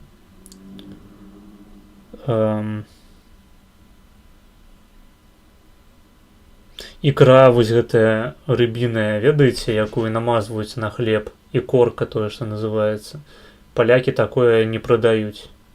Ну, прынамсі, у звычайных польскіх крамах не знойдзеш. Боршч, напрыклад. У палякаў ёсць свой боршч, і гэта абсалютна іншая рэч. То бок, ёсць боршч украінскі у польскіх крамах, і не толькі ў крамах, у рэстаранах, напрыклад, ці ў сталоўках. Гэта менавіта, што той самы боршч, да якога мы прызвычаіліся. З усялякай гароднінай, з мясам, наварысты такі нажорысты бульён. А баршч чырвоны, то бок чырвоны боршч польскі, гэта проста такая вадкасць на бураках зробленая, такі бурачны напой. Ёсць таматны сок, памідорны, а ёсць бураковы такі. Хаця таматны ён гусцейшы, бураковы гэта хутчэй не ведаю. Гэта не тое, каб сок, які зроблены з буракоў, хутчэй сок зроблены з таго бульёну, які застаўся пасля варкі буракоў. Нешта такога кшталту. Гэта боршч чырвоны, польскі варыянт.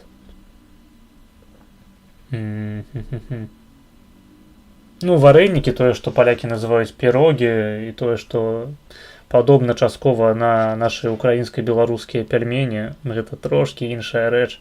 Гэта ўвогуле лічыцца адметнай рысай польскай кухні, і хтосьці мог бы сказаць, ну, палякі проста ядуць пельмені, але гэта не зусім так, таму што варэнікі з мясам, яны не тое, каб самыя папулярныя сярод усіх варэнікаў, а пельмені гэта менавіта, што цеста з мясам. Гучыць як нейкае лайно. Ты пра боршч? Ну, калі ты хочаш проста папіць нечага смачненькага, салёненькага, то гэта добры варыянт. То бок яго нават прадаюць часамі у такіх аўтаматах спецыяльных, у якіх можна закінуць манетку ці карткай заплаціць, і табе у кубачак нальюць гэтага самага баршчу. У палякаў пішуць няма сала нідзе я бачу. Ты дзіўна сфармуляваў сказ, але так. Гэта праўда. Палякі не... У прынцыпе, яны не тое, каб любяць саліць, нешта сушыць.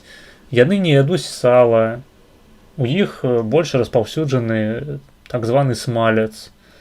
Гэта тупа тлушч жывёльны з невялікай колькасцю мяска.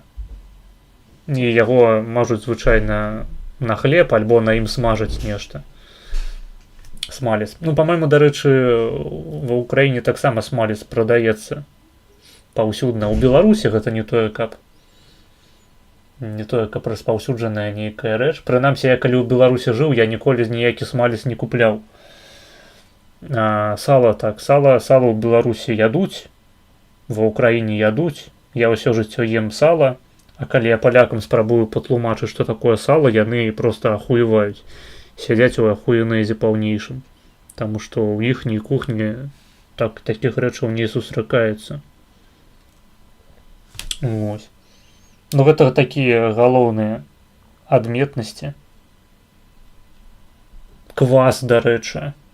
Квас у Польшчы робяць, але гэта не з'яўляецца нейкім традыцыйным напоем, і не тое, каб палякі пастаянна ўгараюць па квасе. І я, прынамсі, сярод маіх знаёмых людзі пілі ў асноўным беларускі квас. То бок ані літувійскія квасы, ані украінскія ім не пасавалі. Тым больш нашая тэма. Ну і тым больш польскія. Таму квас. Квас тое, што яднае беларусаў з украінцамі, а палякі, ну... Што такое квас па-польску? Квас гэта ўвогуле кіслата, блядь. Як можна такое піць? Вось. Не тое, каб традыцыйны польскі напой. Ну, вось неяк так. Same dishes, I guess, like оливье, селедка под шубой, голубцы, вареники, yeah. Very hungry conversation. Сыркі, але гэта больш пра беларускую малочку тэма. Проста, я думаю, нават украінская малочка не можа параўнацца, ну, у першую чаргу па сваёй разнастайнасці. То бок, праблема не ў тым, што ў Польшчы няма сыркоў глазірованых, там што яны ёсць. Праблема не ў тым, што ў Польшчы няма згушчонага малаку, там што яно ёсць. Там, праблема не ў тым, што ў Польшчы няма... Які там яшчэ ёсць такія вядомыя беларускія стравы з малака. Карацей... Да, па-мойму, ўсё я назваў. Карацей... Праблема ў тым, што ў Польшчы гэтага проста мала. Вельмі невялікі выбар. Тут ёсць згуха, якая прадаецца у банках, такіх металічных, з такой чырвонай,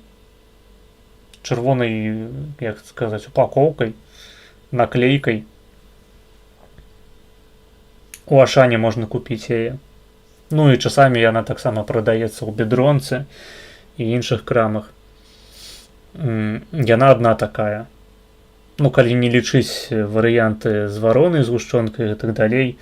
Іншы варыянт купіць згушчонку польскую, гэта знайсці яе ў цюбіках такіх.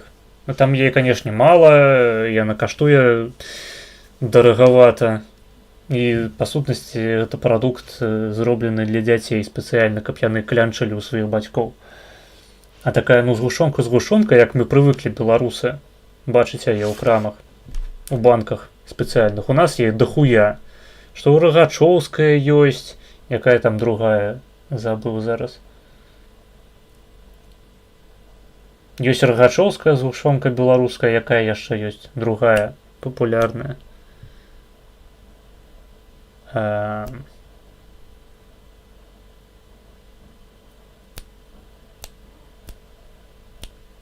рагачоўская згушчонка і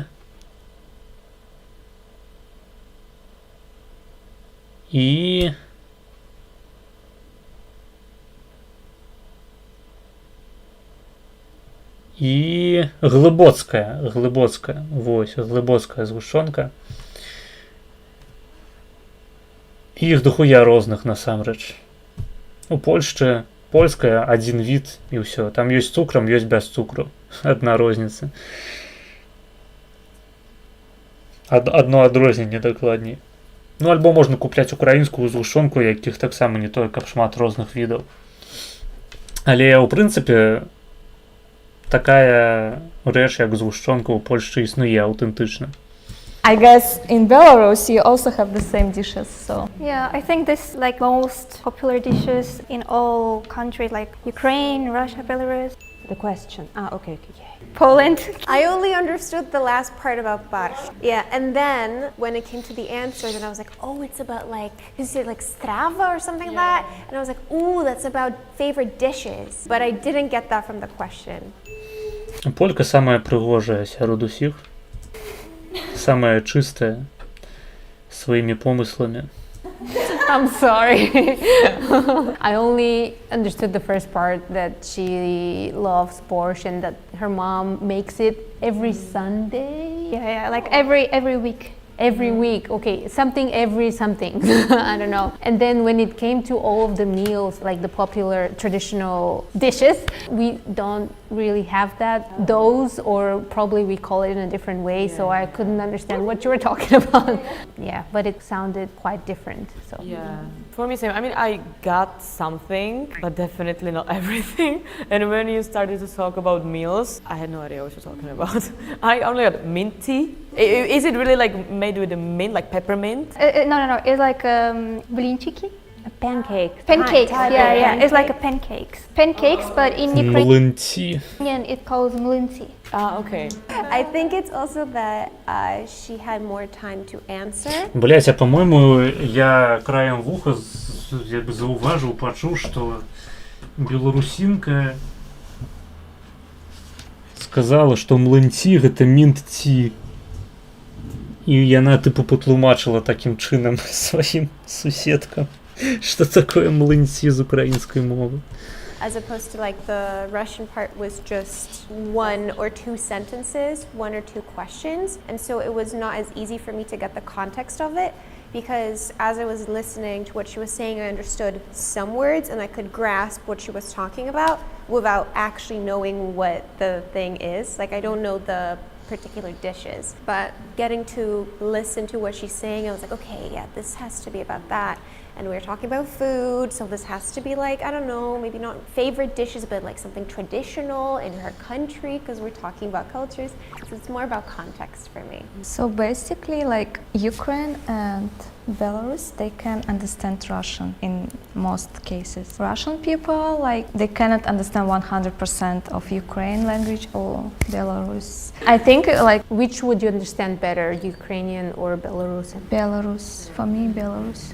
We speak Russian, so I would understand Russian better. I understand Ukrainian. I don't speak it. If I moved to Ukraine and let's say stayed there for some time, I think it would be easier for me to start speaking Ukrainian language, maybe in a funny way. I would be so confident I became fluent and people would be like, ha ha ha, look at this person. I do understand Person. So-called. Russian better than Belarus, I would say. Russian, I think 100%, but Belarus is about like 80. I don't have hopes for your reply.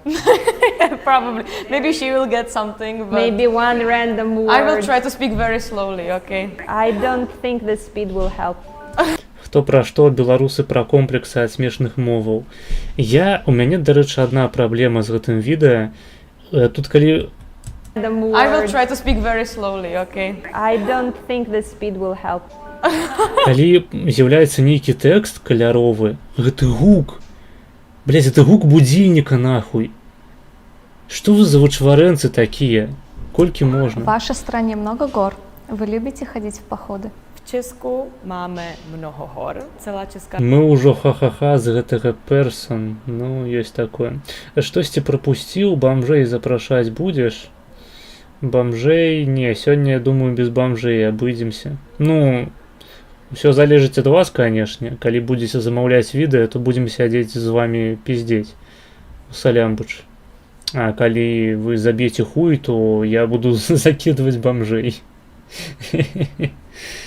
republika je vlastně, nebo skoro celá, je obehnaná vlastně horami. Nana? Po horách nechodím, ale ráda Так, стопе, я пропустил, что было за пытание. Slowly, okay. I don't think the speed will help. Я сам хочу проверить, ці я могу на слых зразумець чэшскую мову. В вашей стране много гор. Вы любите ходить в походы? V Česku Так, гэта я не зразумеў, цяпер давайте паспрабуем чэшскую. máme mnoho hor. Celá Česká republika je vlastně, nebo skoro celá, je obehnaná vlastně horami. Nana? Po horách nechodí. Visit mountains, but I think Блядь. you wouldn't get it. That's why I said Anna, добре. Блять, я, сука.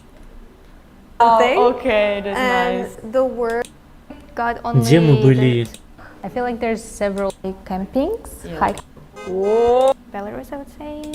Вы любите ходить в походы? Так, V давайте. Česku máme mnoho hor. Celá Česká republika je vlastně, nebo skoro celá, je obehnaná vlastně horami. Nana? Po horách nechodím, ale ráda jezdím na snowboardu. Whoa! Okay. What? That was very slow. Okay, I tried my best. So you say that Ну, яна сказала, што ў іх шмат гор, але яна ці яны не ходзяць па гарах, але каталася яна на сноутбордзе. Яшчэ там нешта было, але я ўжо не памятаю. Ну, агулам зразумеў, пра што вялася гаворка. you have a lot of mountains in Czech Republic. Маргінез, гэта не гук дзіўны, гэта ты спіш і ўжо спазняешся на лекцыю з палескай мовы. Я гэтым ганаруся. Basically, your country is like surrounded by mountains. So you don't like campings, Yeah, hiking, like hiking, yeah. but you prefer snowboard. Exactly. That's what I understood. I can go to Czech Republic now. Did you have a mercy on us? Yeah. Yeah, I mean, for me it was like easy because I studied Russian, but maybe people who are not familiar with the language would probably understood like what was the question about, but not the whole question. How would you say that question? Ясна, ну спі далей. Крыз-ді санітараў-настаўнікаў. Дзякуй за параду. In Czech. No, máte ve vaší zemi mnoho... Моя табе парада, навучыся трапляць пальцамі па клавішах на клавіатуры.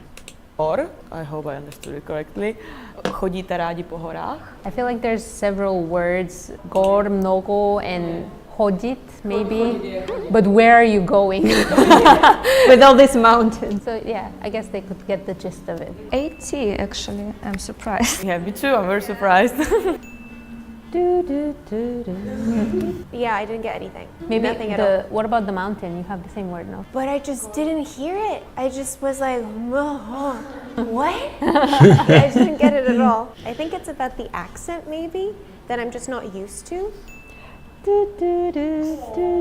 Skate, snowboard, yeah, very Czech word. Traditional Czech word, snowboard. I actually got only the Для snowboard. яе вельмі высокае пачуццё гумару насамрэч. I think snowboarding I got it. What she was talking at the start, I didn't get. Like I was like, Причем беларуска такая: ха, якая смешная мова, блядь. try to hear, but I just didn't get it. Same, like for me, the question was a bit, from the start, I would get a bit confused because for me, I thought you were talking about forests, not mountains. And I thought, oh, okay, Czech Republic has a lot of forests. Oh, maybe mountains, but so I only understood that part and just some words from the sentence, but as a whole, it was very confusing. So the second part, I didn't even hear about the snowboard. I think I understood like 75%. I finally understood something. Okay, that's nice. Ага, то бок яна ўсё ж такі зразумела чэшскую гаворку. Чэшскі дыялект польскай мовы. Words that you use like Не.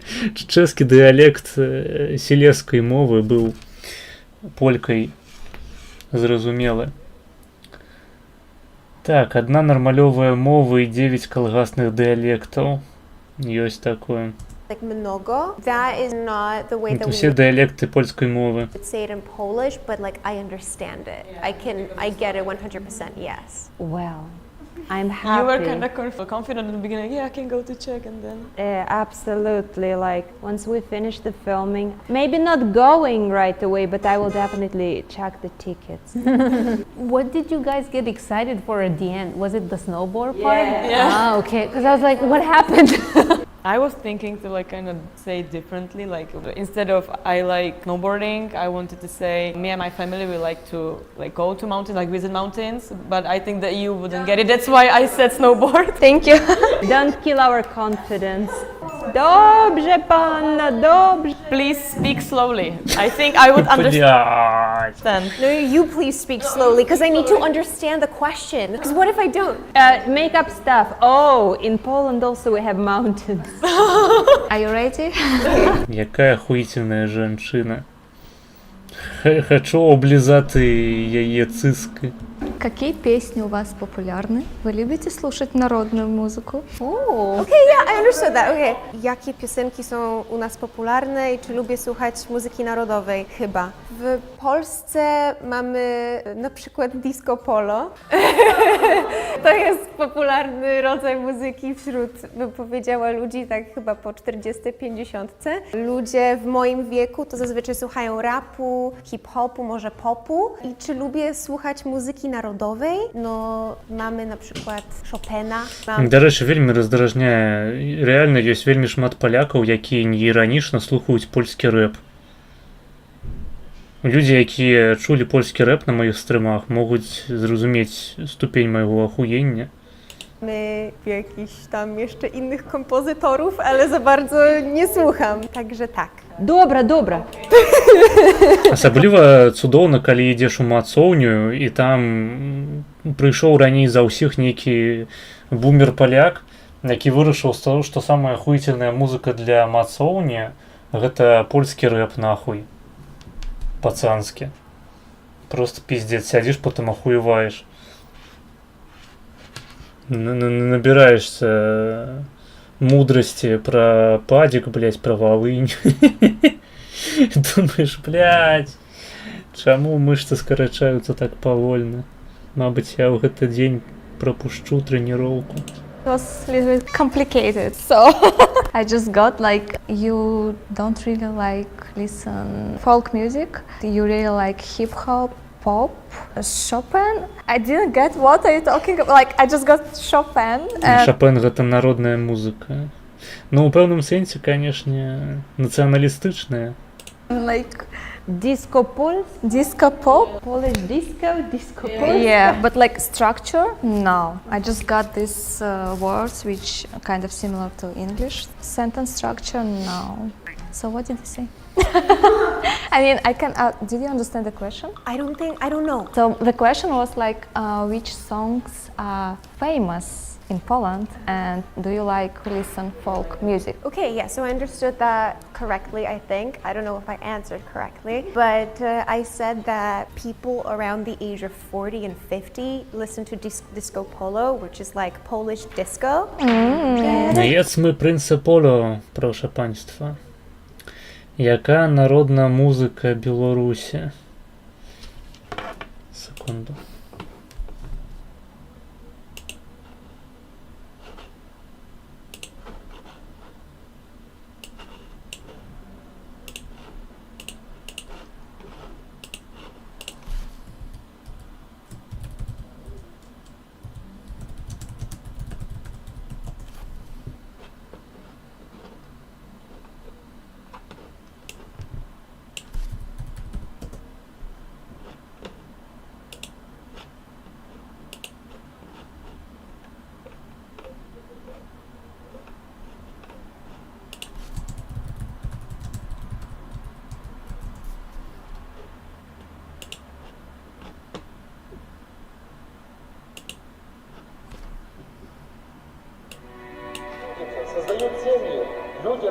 профессии и национальности. Пусть в нашем городе исполняются мечты. Пусть столица Полесья будет любима каждому.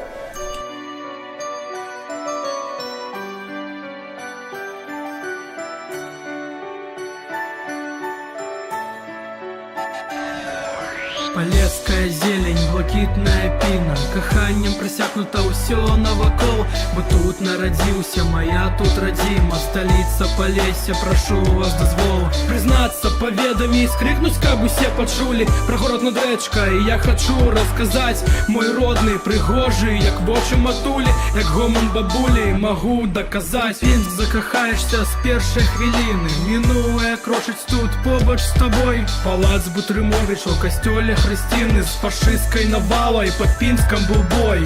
Я ганаруся сваім палескім куточкам, маім родным Пінскам, сталіцай маёй. Званіў у кожным сэрцы бадзёрым званочкам, квітнее любы горад краіны маёй. Я ганаруся, што нарадзіўся на Полессі, я ганаруся, што Пінск радзіма моя.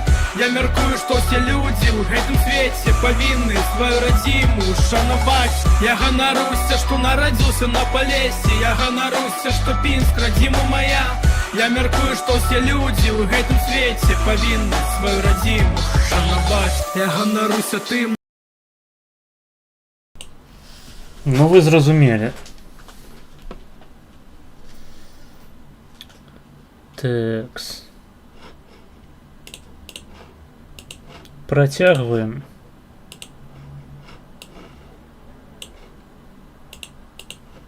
Very much that. Yes, that's what it is. But young people around their 20s listen to like pop, hip hop, and rap. The second part, I thought of like national music, and I didn't think of like folk music. I was like, well, we have Chopin, Frédéric Chopin. He's a composer, and I was like, I don't really listen to him, but I mean, we have him, so there's that. That's what I said. Yes, surprisingly. I was not expecting that at all, but I understood it. I got the right, thank you so much for the easy question. I just understood like English words, like hip hop, disco, but like the sentences and structure, no. So for me, maybe like 30%. Maybe I misunderstood it a little bit because I didn't talk about folk music. I talked about like classical Polish music. Surprisingly, I understood like at least 90% of it, or 95%. Ну, по-моему, зразумець пытанне кароткае, асабліва калі у ім выкарыстоўваюцца падобныя словы, прасцей, чым зразумець поўны адказ на будь-якой мове. Великолитовский неурослёпчик, який фенотип польський? Like this was an easy one.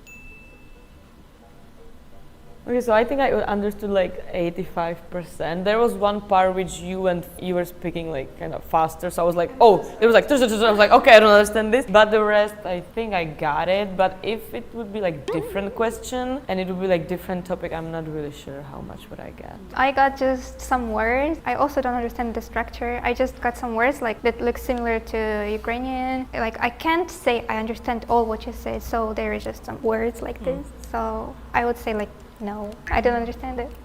For me, it was like 50-50. Oh, similar to Czech, because I knew what you were talking about because I understood the question in the first place. But like the way you were saying like traditional folk music. Я не разумею, чаму беларусцы,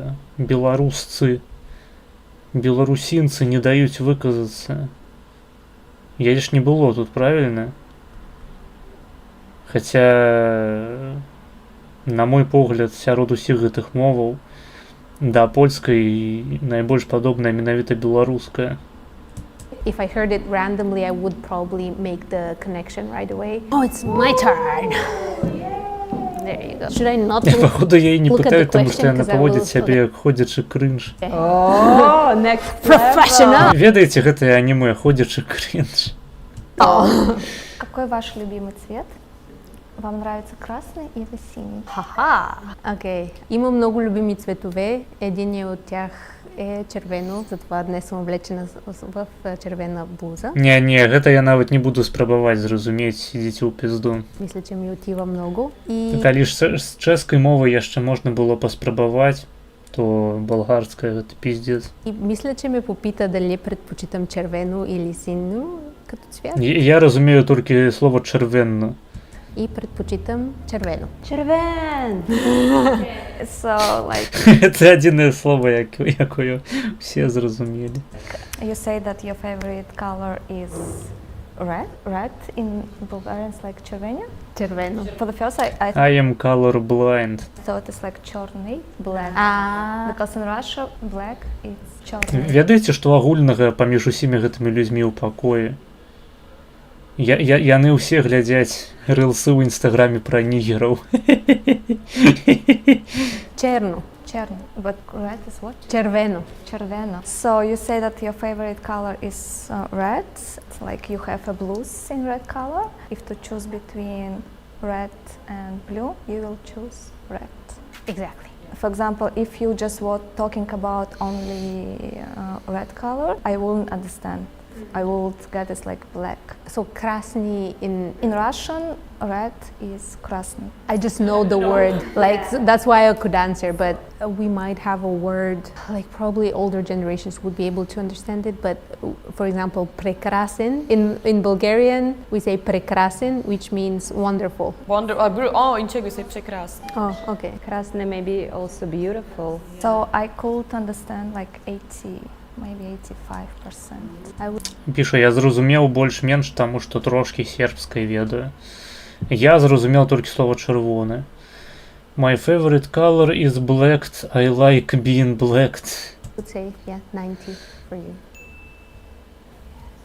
For Russian? Полька найменш з усіх зразумела, ў прынцыпе, сваіх суседзяў. For Russian. No? Хаця Болгарыя не тое, каб суседзі, ну да ладно. No, I wouldn't have gotten the question at all. I understood a little bit of what you were saying, and I was like, oh, it's about colors, and it's about czerwony, it's about red, it's about like red outfit. Yeah, because I pointed at it. No, but I heard it too. But the question, I wouldn't, because I thought that красный. Піша, я разумею расійскую амаль цалкам. Ну, я вось, напрыклад, не. Я разумею толькі польскую мову. I know that it means red, but I thought it means pretty. Beautiful. Aww. If you're only talking like what you were talking about, and if there's not like if there are not questions, I'm not sure if I would get it. But with the questions, I think I got like 60%, maybe 70. Yeah, but also it depends like what type of question is it. But It's yeah, all about the context. Yeah. I was very confident.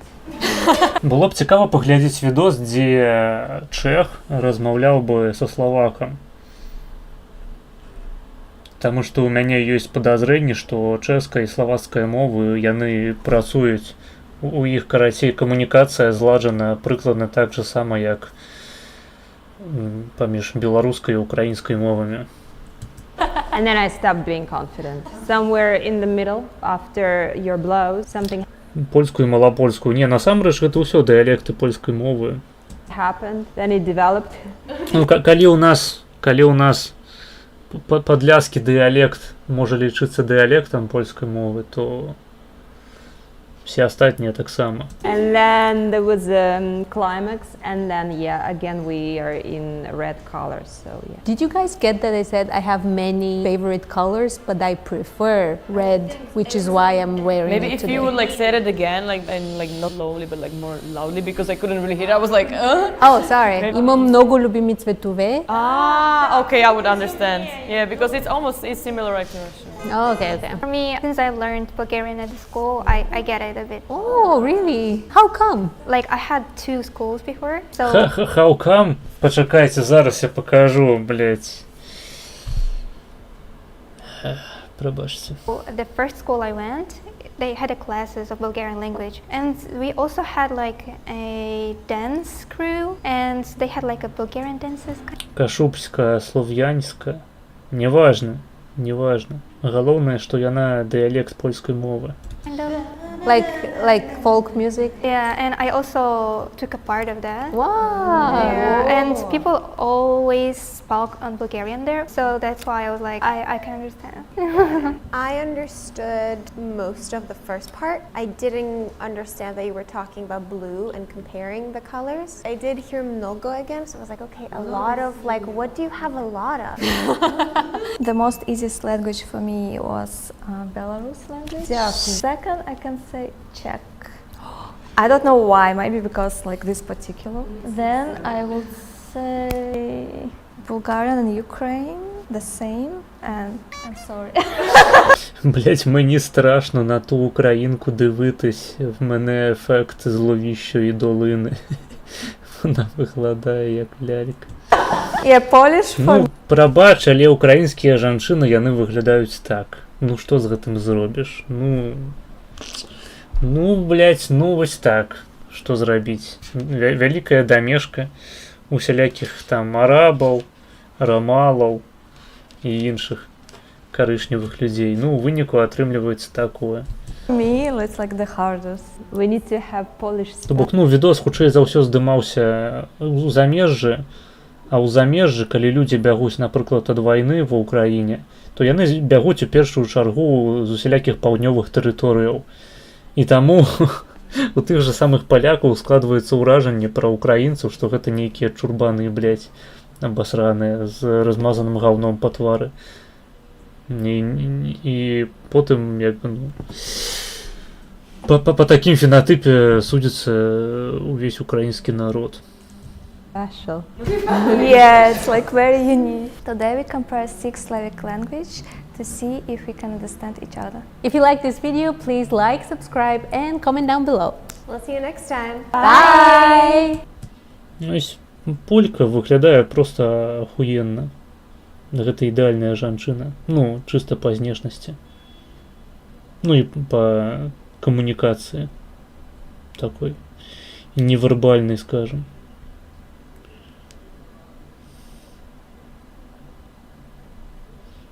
А ў іх тыпу некалькі відосаў такіх. То бок гэта сапраўды не КДБшніца, а пастаянны ўдзельнік фармату.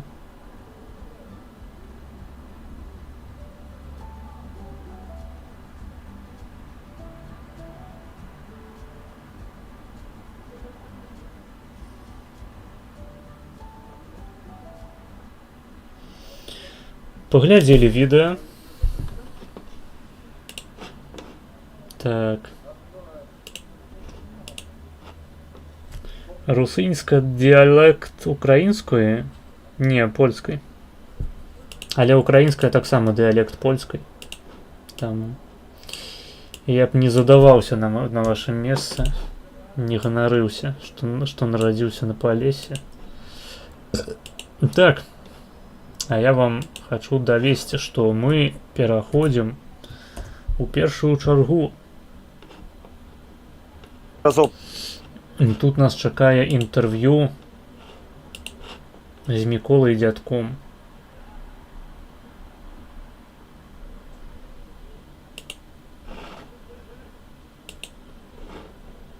Замоўлена першыя 30 хвілінаў, але мы паглядзелі ўжо 8 хвілінаў 51 секунду. Я зараз адыйду пассаць, а вы пакуль падумайце, хочаце выглядзець інтэрв'ю вось гэтых цудоўных гісторыкаў і відэаблогераў, альбо хочаце заданаціць на нешта іншае. Вось. Давайте, невялічкі перапынак.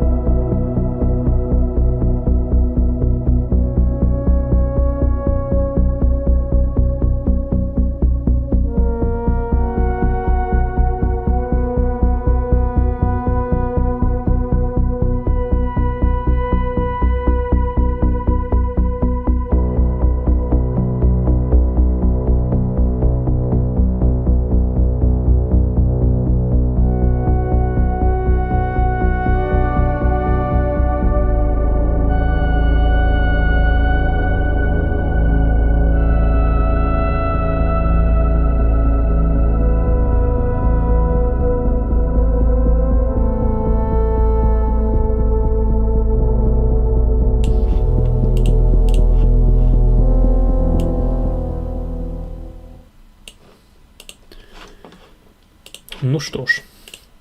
Ну что ж. Ау. Ау.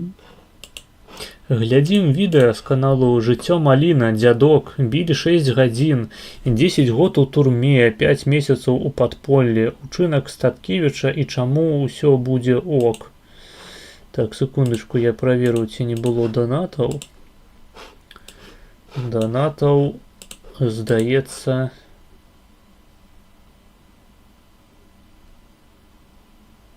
не было. Глядзім відос.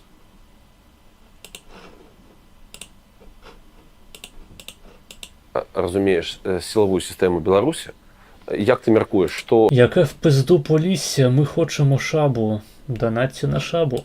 што будзе з гаспадаром Міколам адбывацца? Ну ты ж разумееш, наколькі ён зблытаў усе карты. Так. Я думаю, што Лукашенко быў злы. Гэта сапраўды добрае пытанне, бо можа быць усё што заўгодна. Гэта можа быць фальсіфікаваная справа назад у турму. Гэта можа быць вернецца домой, дадуць просто пажыць, паглядзець, што ён будзе рабіць. Ніхуя яму не дадуць пажыць просто. Ніхуя ніхто не будзе глядзець, ён ужо апынуўся ў турме. Гэта можа быць выкраданне і выкідванне на нейтральную паласу просто у бандыцкім стылі. Гэта можа быць нейкія дамова з ім, могуць его дзёрнуць наверх і нешта паспрабаваць з імі дамовіцца. Рэальна, у гэтым плане, вось менавіта ён малайчына, таму што ён просто зламаў увесь шаблон цалкам. І таму варыянтаў маса, якія набяруць, я думаю, яны самі не ведаюць, то бок мне адкуль ведаць. Окей, глядзім. Што гэта не нацыянальныя людзі, гэта агентура, гэта людзі, якія скампраметавалі сябе, гэта маргінез, якія зайшлі ў тупік. Не, ты абасраўся. Прабач, але ведаеш, я ўжо разумею, у чым твоя праблема. Наш сапрыхільнік Шабухі заданаціў $3 і піша: «Вітаю, вось гэтае відэа з другой хвіліны па першай чарзе.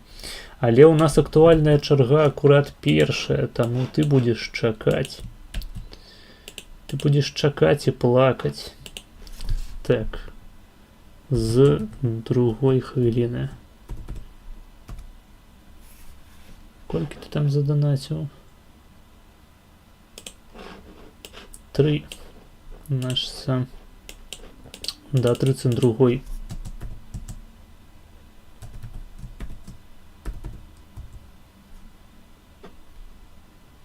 Так.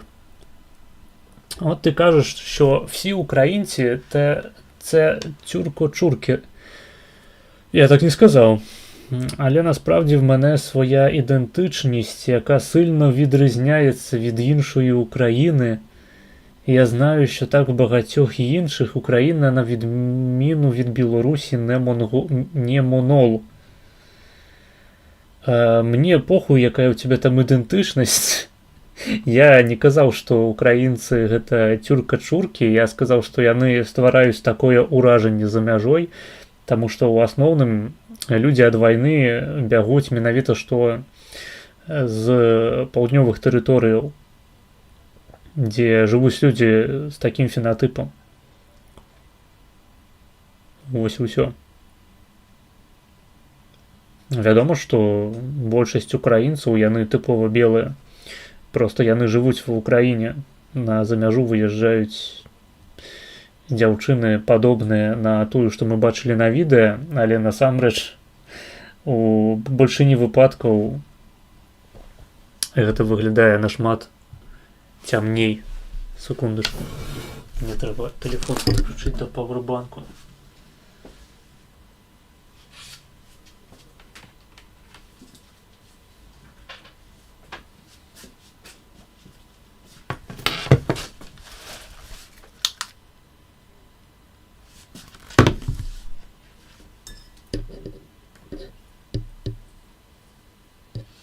Ну, як ти розумієш, твоя ідентичність ніякого дачынення до твоего фенотипу не мае.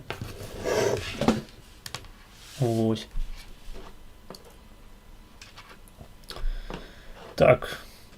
Мы працягваем глядзець інтэрв'ю. наступіла, які цябе сустракалі ў першы дзень? Па-першае, ёсць меркаванне, хаця я лічу, што не вельмі карэктна гучыць, маўляў, дзедок выглядае так, нібыта і не сядзеў. Гэта што? Гэта гісторыя пра параўнанне з стан іншых людзей ці што? І як ты ставішся да гэтых словаў? Вось гэтым людзям, якія кажуць, выглядае, нібыта не сядзеў, я скажу, ну вы ж не ведаеце, што ў мяне ўнутры. Што ў цябе ўнутры, можаш патлумачыць? Не. І калі б гэта можна было выразіць словамі, Антуан де Сент-Экзюпері неяк сказаў... Калі б гэта можна было выразіць словамі, то я б напісаў архіпелаг працлях першым за Шаабузскага. Што любы досвед – гэта рэч, якая пазнаецца толькі знутры. То бок ты не апішаш адчуванне лётчыка, ён быў лётчыкам, калі ён ляціць у небесным прасторы і глядзіць, як устае сонца на гарызонце. Тое самае ў турме. Ты можаш не проста ну сам па сабе турэмны досвед, ён унікальны, ён сам па сабе цяжкі, а яшчэ з такімі аздабленнямі, з такімі прыколамі, як был у мяне, я магу, канешне, даць шмат эпітэтаў, зрабіць нейкія Архіпелаг Деструкт, ды плян Реструкт 2020. Маргінес, ти щось знервований, знайди польку і сядь їй на лиця. Так, дякую за пораду, я пасля стрыму гэтым і займуся. Выйду на вуліцу, акурат тут ёсць такі парк цёмны, у якім можна бегаць за дзяўчынамі і садзіцца ім на твар. Дзякуй, дзякуй. Пешаныя тлумачэнні і даць нейкія, знайсці нейкія словы трапныя, але ўсё роўна гэта будзе толькі жалкае падабенства таго, што я адчуваю. Ну, я магу назваць там гэтыя пачуцці: трывога, страх, няпэўнасць. Ну, гэта толькі словы, разумееш? Я не магу чалавеку, які мне глядаць... Правильно, немагчыма напісаць плян Багратыён. Гэта толькі словы. Яго трэба адчуць на сваёй уласнай скуры. Перадаць гэта. А ты плануеш звярнуцца па дапамогу псіхалагічную? Паглядзім. Наконт, окей, не псіхалагічная, а фізічная па здароўю, як ты себя адчуваеш? Дзякуй Богу, нічога. Лепей, чым магло б быць. Адное, што зараз замінае крыху жыць, гэта хранічны фарэнгіт і насмарк, бо ад гэтых халодных хат, бясконцых кіч. Ну, плюс я яшчэ сябе троху не шкадаваў, там хадзіў днямі басіком па камеры, па бетону.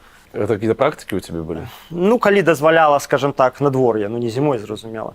Не столькі практыкі, ну калі ты займаешься спортом, гэта больш выгадней, радзей шкарпэткі трэба мыць. Тады, ну і хранічны фарэнгіт, хранічны насмарк. Чому в тебе ресентимент до Шаби? Він найбільш достойний представник білоруської раси. Ну, менавіта таму і ресентимент. Насмарк. Малейшее переохлаждение у меня и горло, и нос, карацей, даюць праблемы. Таму што калі б ён быў найменш дастойным прадстаўніком беларускай расы, то рэсентымент у дачыненні да яго выглядаў бы не на месцы.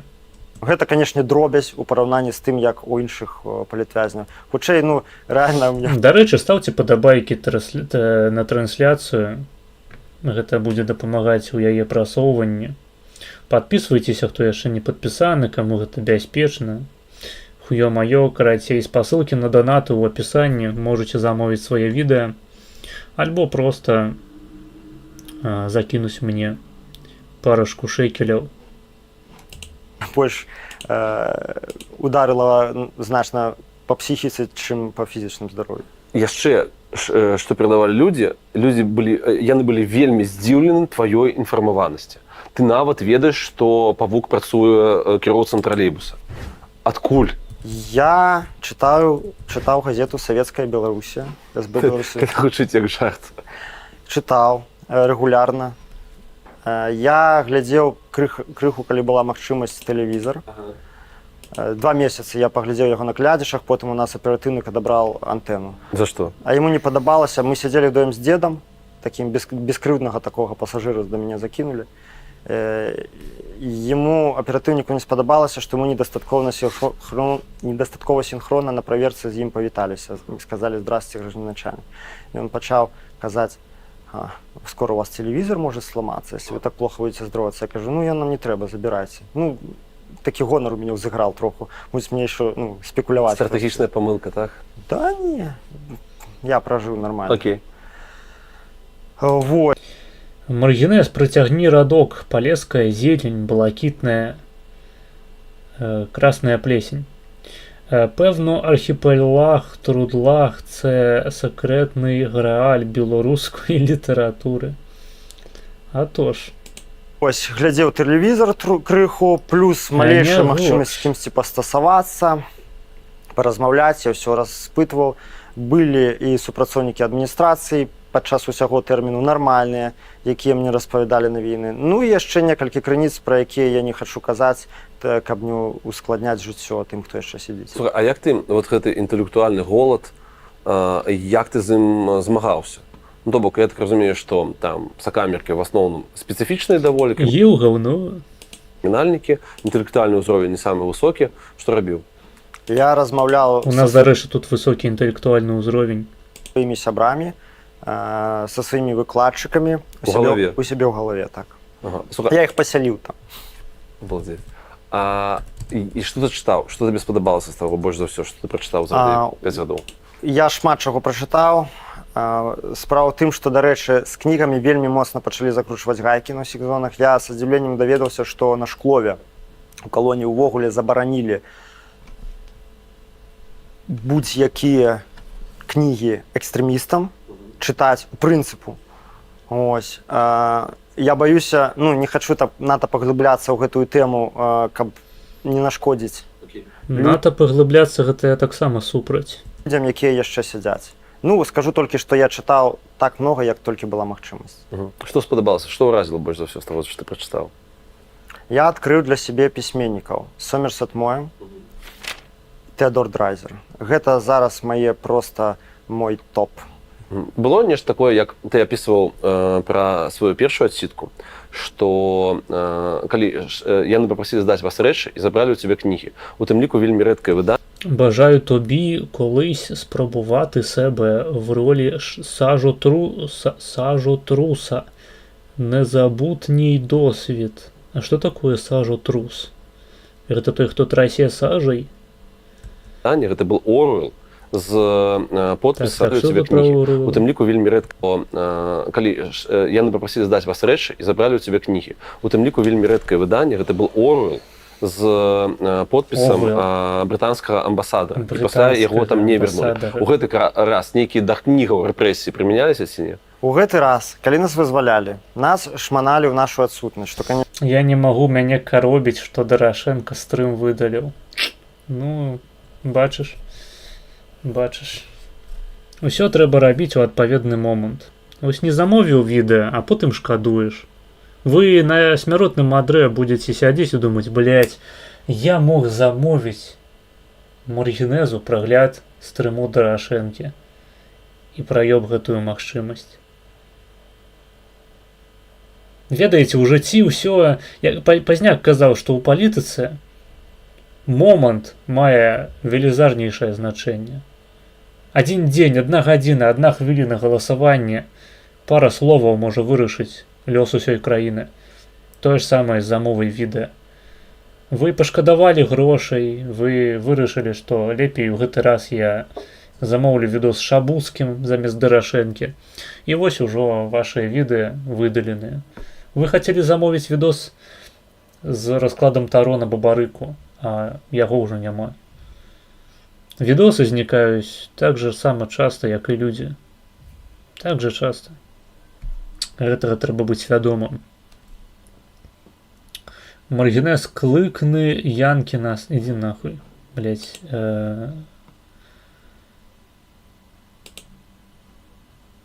Посядзі, помаўчы 10 хвілінаў.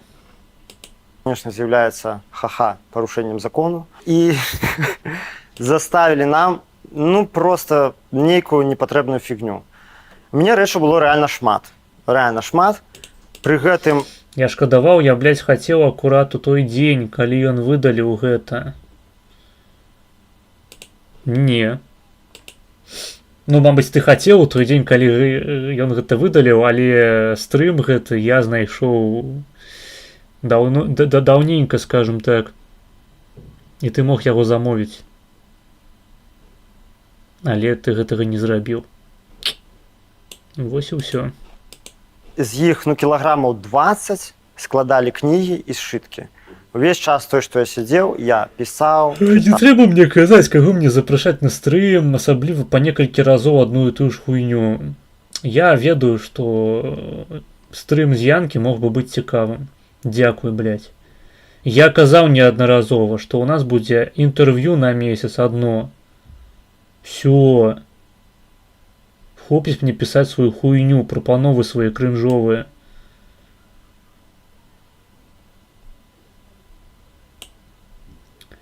Не, я тады яшчэ яго не паглядзеў. А якая розніца? Ну, то бок ты скептычна паставіўся да стрыму з Дарашэнкай, да ягонага агляду на альбом вольскага эмігранта, вырашыў спачатку прагледзець яго, а потым замаўляць, замест таго, каб адразу закінуць мне грошай. Ну, вось ты і паплаціўся за свой скепсіс. Скепсіс. Як жа табе гарыць? Мне гарыць? Ну, добра, будзем глядзець інтэрв'ю Замоцкага. Інтэрв'ю Замоцкага? Ну, вы будете глядзець інтэрв'ю Замоцкага, калі вы не будете замаўляць відосы на прагляд. Я буду яго просто закидывать у канфу. І ён будзе вам распавядаць, што змаганне з рэжымам Лукашэнкі адбываецца вось прямо зараз у прамым этэры. Пісаў, чытаў.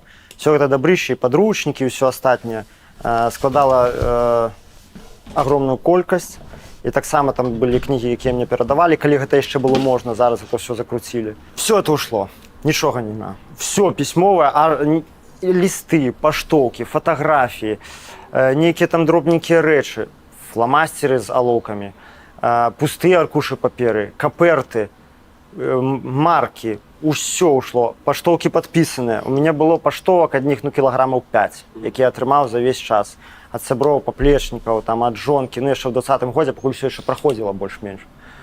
Ну реально, вось это все пісаніды 20 кілограм, не еду, сядзяць там нейкія ПДБшнікі зараз вывучаюць мой псіхалагічны партрэт па гэтым, ці гэта все ўжо просто на сметніцы давно. Дарэчы, там было 4 ці 5 кніг з бібліятэкі калядзічскай, якія я закінуў сабе ў кешар, калі сыходзі, бо я не ведаў, куды мяне вядуць. Ну, думаю, можа, другую хату, так?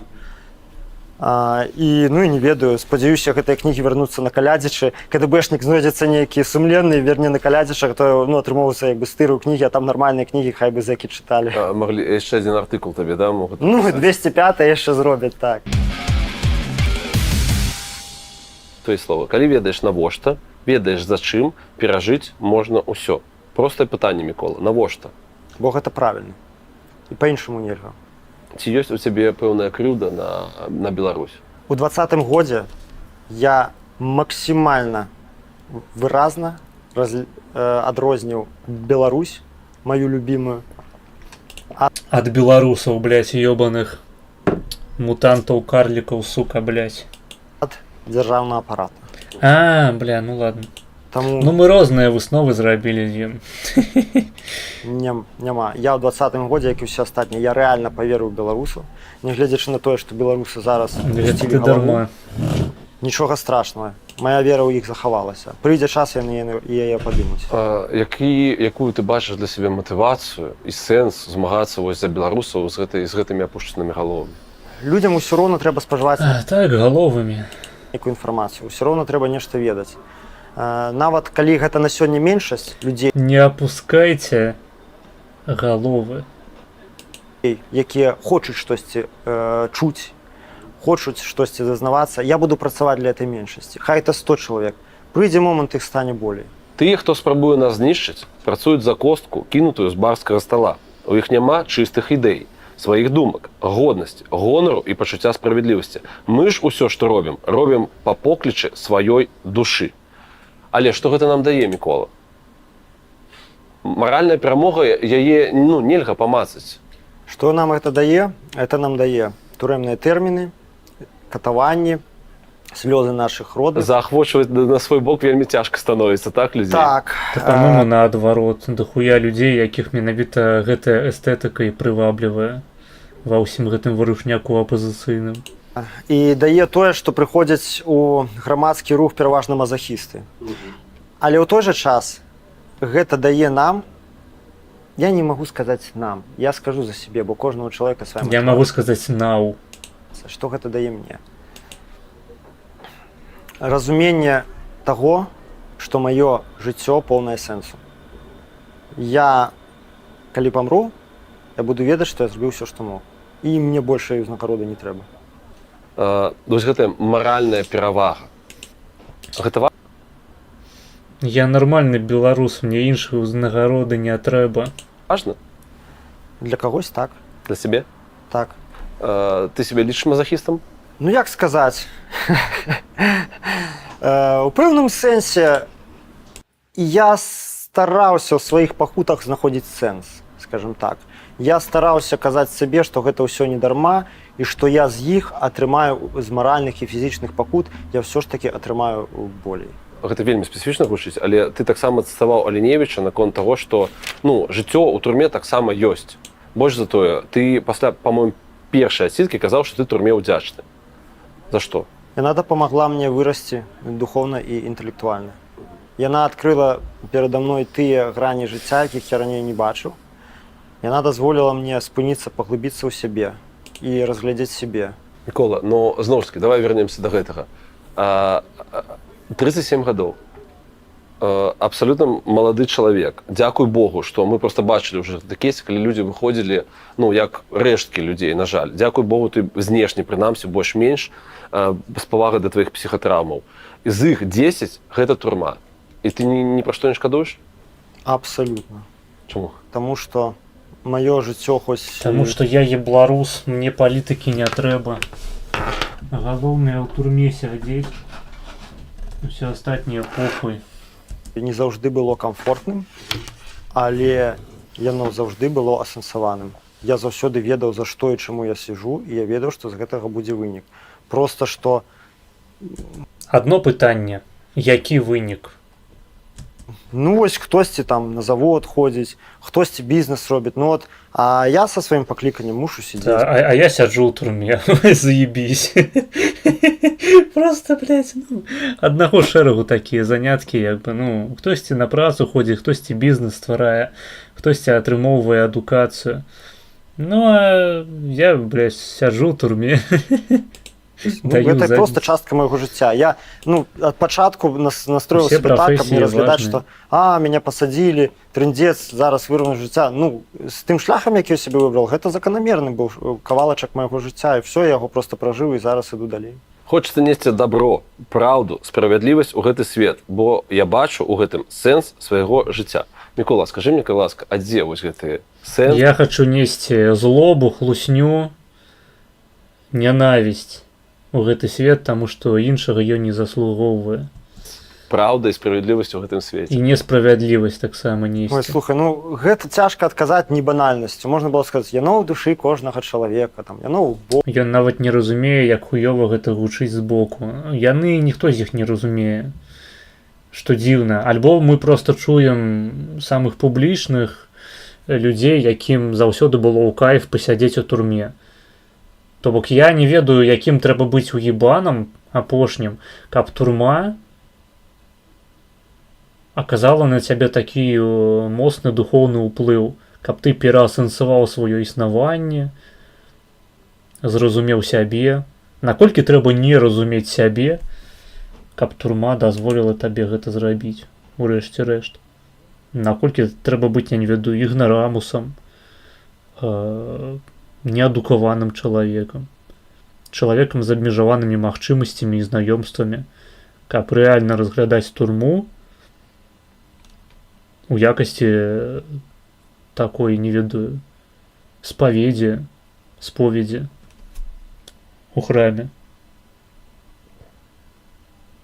Калі ты адкрываешься, не ведаю, Богу, сусвету, каму заўгодна, і прымаеш гэты сусветны пасыл у сваю душу, якая робіць цябе новым чалавекам.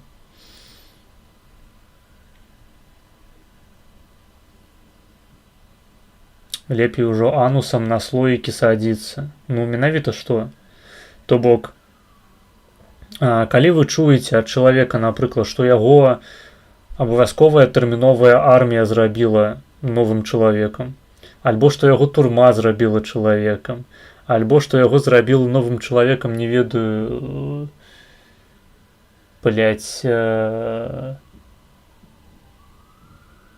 аўтарытарная гомасексуальная секта якая-небудзь, хуй ведае, то перад вамі ебанат, які проста з самага пачатку быў ебанатам, і ўсё, што з ім адбылося ў гэтых структурах аўтарытарных, яму паабразалі ягоныя вось гэтыя выстаючыя всялякія галіны, якія перашкаджалі яму ўстаўляць сапог у задніцу. То бок ёсць які-небудзь чызік, які проста жыве сваё жыццё так безладна і непарадна абсалютна, не можа знайсці сабе шлях у жыцці, не можа знайсці працу, таму што ён нідзе не можа прыжыцца. А потым раз у армію яму просто даюць такую функцыю: давай ты будзеш фарбаваць траву. І ён такі: блядь, не хочу фарбаваць траву. Будзеш нахуй фарбаваць траву нахуй. І ўсё, без пытанняў. Ён 1,5 гады фарбуе траву, выконвае бессэнсоўныя загады, і потым ён ужо як бы новы чалавек сапраўды, прыстасаваны да жыцця ў саўку. Але калі ты чалавек, які можа ў прынцыпе сябе ў гэтым жыцці знайсці, табе не патрэбны дзядзя зверху, які будзе для цябе спецыяльна ствараць рэжым дня, распарадак. Калі ты падымаешся а 6 гадзіне раніцы і піздохаеш на прабежку, каб потым, блядь, не ведаю, табе бананам па твары павадзілі яшчэ, скуркай ад банану, вось, і даслалі, не ведаю, класці цэглу ці яшчэ якую-небудзь хуйню. Чым займаецца ў арміі звычайна людзі? Я не ебу. Ну там, не ведаю, фарбуюць траву, кладуць цэглу, мыюць унітазы, падлогі, робяць камусьці ремонт, будуюць дачы і гэтак далей. Камусьці сапраўды патрэбная такая школа жыцця, таму што яны, акрамя гэтага, у жыцці нічога і не навучыліся рабіць да сваіх там, ну, у выпадку з арміяй 17-21 году, ну, а у выпадку з дзядком там про турму, турма дакладна так же сама збудаваная, тыя ж самыя функцыі выконвае ў грамадстве. Але, ну, дзядок, я так разумею, ён пазней апынуўся ў гэтым асяроддзі. То бок у турме ты прыходзіш і зноў ж такі у цябе зверху спушчаны распарадак дня, вось табе час, калі ты можаш нешта там пачытаць, паспрабаваць, вось табе час дня, калі ты павінен прыбірацца ў пакоі, вось табе час дня, калі можна выйсці на шпацыр. Ёсць пэўныя псіхічныя разлады, якія прадугледжваюць менавіта такі рэжым дня строгі, каб не было абсалютна ніякага вольнага часу, каб усё было распісана па хвілінах, не было вось гэтага хаосу жыцця, тое, што насамрэч падабаецца звычайным людзям, адэкватным, нармальным, калі у жыцці можа здарыцца якая-небудзь неспадзянка, неспадзяванка. По-моему, гэта так по-беларуску. Ебанатам хочацца, каб іх трахалі ў задніцу і пры гэтым па распісанні, па графіку. Вось. Ебаць ты дав. Я магу яшчэ даць, хочаш? Ну, не пішы хуйні ў чаце, і будзе табе шчасце. Разумееш? Карацей, дзядок, Станкевіч, гэта ўсё прафесійныя сядзельцы ў турме. Не трэба арыентавацца на іхныя маральныя устоі. Огу. Я просто про то, что вот ты разумееш, дзеля чаго ты гэта робіш, і нібыта мусіць быць пэўны вынік.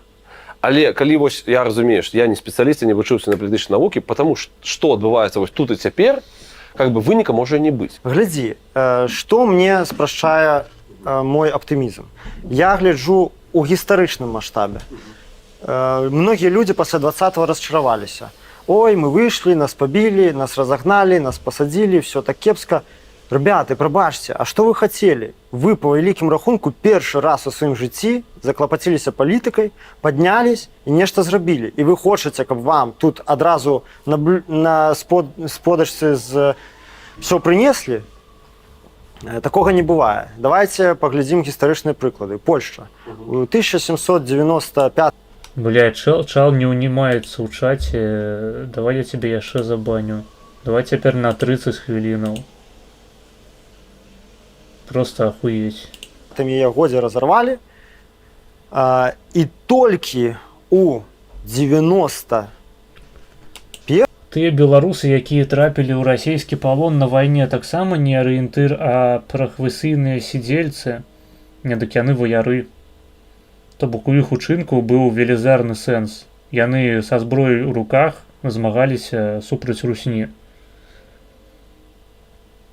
Супраць каго са зброяй у руках змагаўся Статкевіч альбо дзядок? Такое пытанне. То бок, ну, я б на месцы чалавека, які сядзеў у турме, сказаў бы, бля, ну я ж не вінаваты, што мяне затрымалі. Ну я там выйшаў па дурасці удзельнічаць у мітынгах, якія не мелі на мэце абсалютна ніякіх палітычных зменаў у краіне. Ну, так здарылася. Не, абавязкова трэба прыдумаць свой асаблівы копіум, што гэта не проста мяне пасадзілі ў турму і страхалі ў задніцу, а я выконваў вышэйшую мэту. І калі ваяру не трэба прыдумляць, якую насамрэч вышэйшую мэту ён пераследаваў у сваіх дзеяннях, таму што, блядь, яна відавочная, як для яго, так і для ўсіх. І калі выцягваюць палоны, іх сустракаюць, называючы героямі.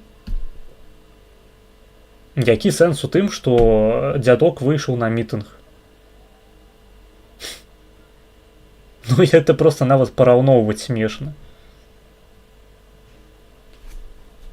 Вынік дзеянняў ваяра – забітая русня. Вынік дзеянняў дзядка і Статкевіча – гэта што, блядь? Ну, просто што, нахуй? Пачынаецца копіум пра гістарычную перспектыву, вы ўпершыню выйшлі на мітынг, што вы хацелі. Так, гэта праблема не ў тым, што мітынг быў хуёва арганізаваны, што выйшла 200 000 чалавек у адным толькі Менску, і ніхуя абсалютна з гэтага не вынікла. Не, блядь, трэба яшчэ, каб некалькі разоў так выйшлі людзі, тады ўсё будзе ахуительна. Гэта ж не працуе так, што людзі выходзяць, атрымліваюць пізды, ніякіх зменаў акрамя негатыўных не бачаць, перамен так званых.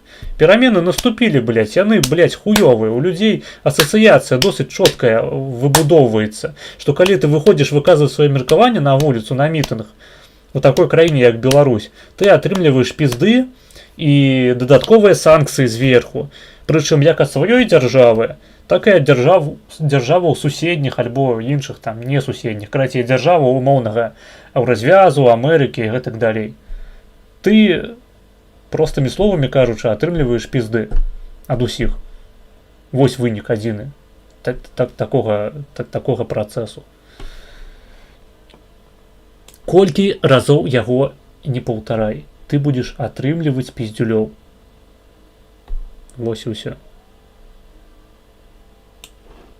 Акрамя выпадку, калі сітуацыя геапалітычная зменіцца.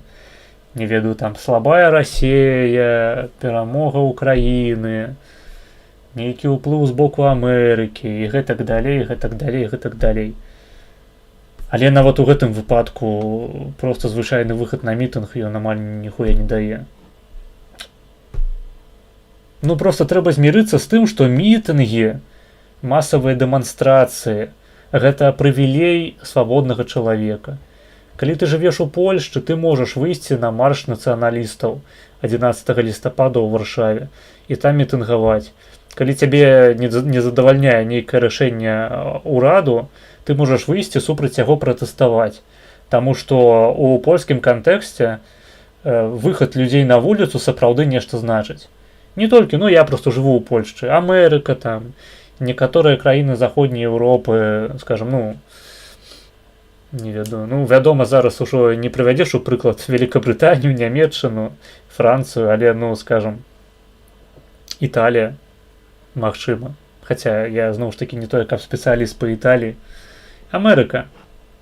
пратэсты ў Амерыцы сапраўды вырашаюць. Гэта прывілей свабоднага грамадства. Паглядзіце, чым скончваюцца любыя пратэсты, мітынгі у аўтарытарных краінах. Што Беларусь, што Расія, што Казахстан, што Паўночная Карэя, што Кітай, што, Нямецчына таксама ў значнай частцы выпадкаў. Гэта проста падаўленне насельніцтва і новыя рэпрэсіі. Гэта адзіныя вынікі працы апазіцыянераў у такіх краінах, таму што яны не разумеюць абставінаў, у якіх знаходзяцца. Яны не разумеюць, што жывуць у аўтарытарных краінах. Яны не разумеюць, што прасцей у такіх умовах, прасцей з боку дзяржавы праігнараваць, нават не праігнараваць, карысней з боку дзяржавы даць вам пізды і накласці новыя санкцыі на вас, чым да вас прыслухацца, альбо ваше меркаванне пэўным чынам улічыць, так, каб вы не выходзілі, скажам, далей. Таму што вам можна проста даць пізды. То бок у Польшчы, калі ты даш пізды, то наступным разам на выбарах за цябе не прагаласуюць. То бок, прынамсі, на гэтым узроўні працуе сістэма ўстрымкаў. У Амерыцы, напрыклад, ты, калі ідзеш даваць пізды насельніцтву, то ты яшчэ у галаве трымаеш такі пункцік, што насельніцтва можа апынуцца зброя. І лепей неяк паасцярожней да гэтага ставіцца. То бок, альбо не піздзіць увогуле, альбо калі ты ўжо піздзіш, то піздзіш з намерам такім, досыць сур'ёзным. Таму што у людзей рэальна можа апынуцца зброя. Не кажу там зараз пра вялікія гарады, тыпу Нью-Йорк, Лос-Анджелес, нават нават якой-небудзь Майамі. Не факт, што там знойдзецца зброя, нават пры тым, што штат Флорыда рэспубліканскі. Вось. А ў Беларусі выходзіць нейкае быдло на вуліцу. Та нахуй табе яго слухаць. Ну, а што яно зробіць, калі ты яго не паслухаеш, напрыклад? Што беларусы зробяць, калі іх не паслухаюць? Будуць хадзіць на маршы кожную нядзелю. Крычаць «Верым, можам, пераможам». Уходи.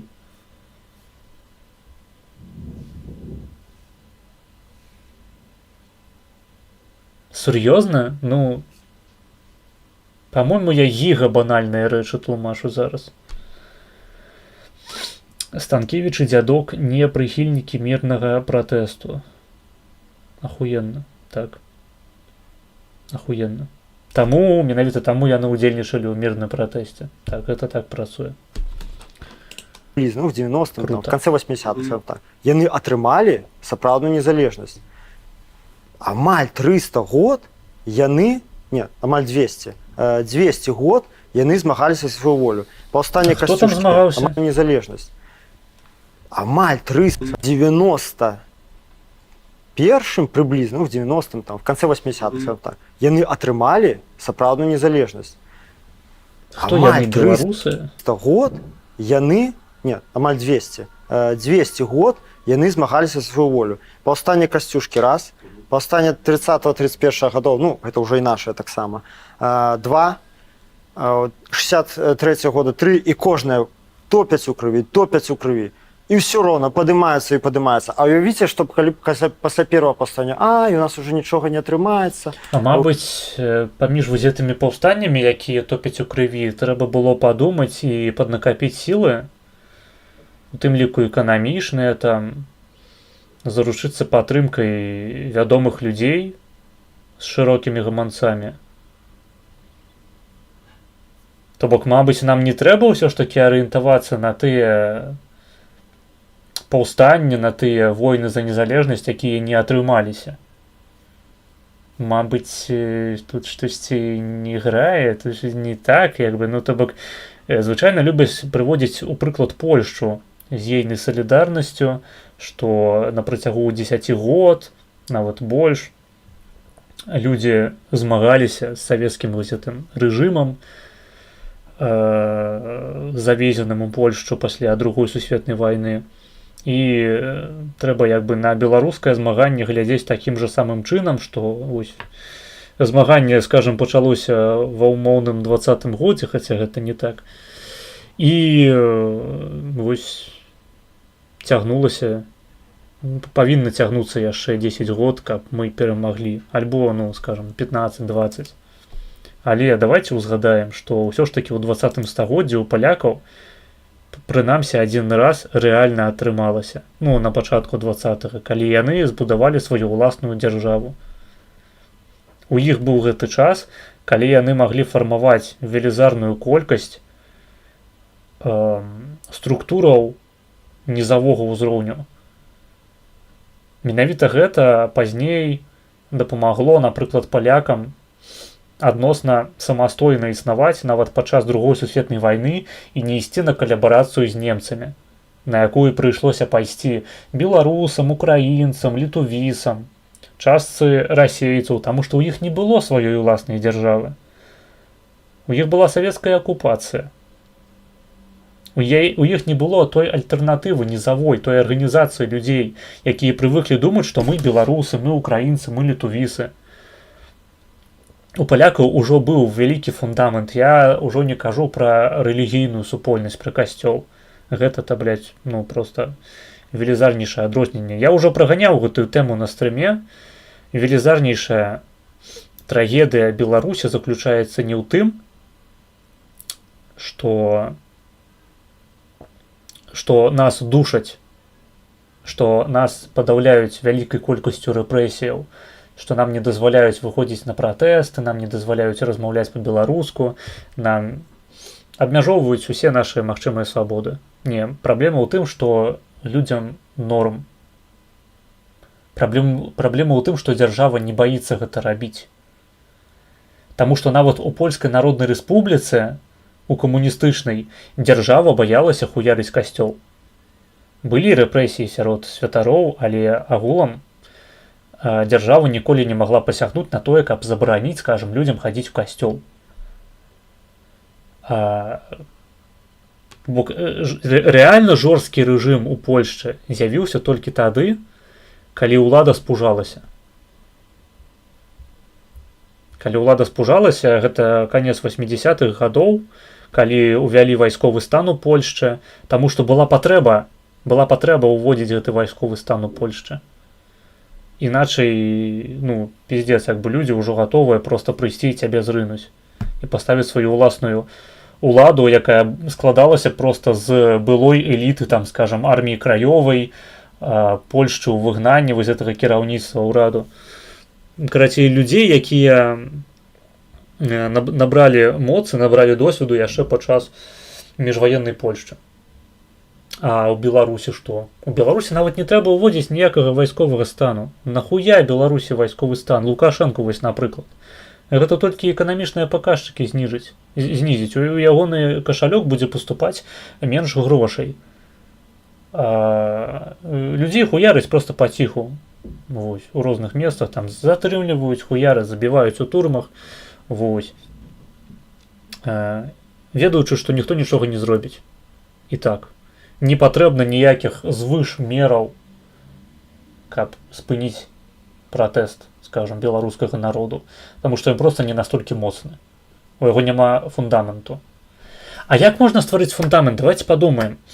Адкуль нам узяць адукаваных людзей, адкуль нам узяць дасведчаных людзей, вайсковых, палітыкаў, навукоўцаў, дыпламатаў, эканамістаў? Адкуль нам іх узяць?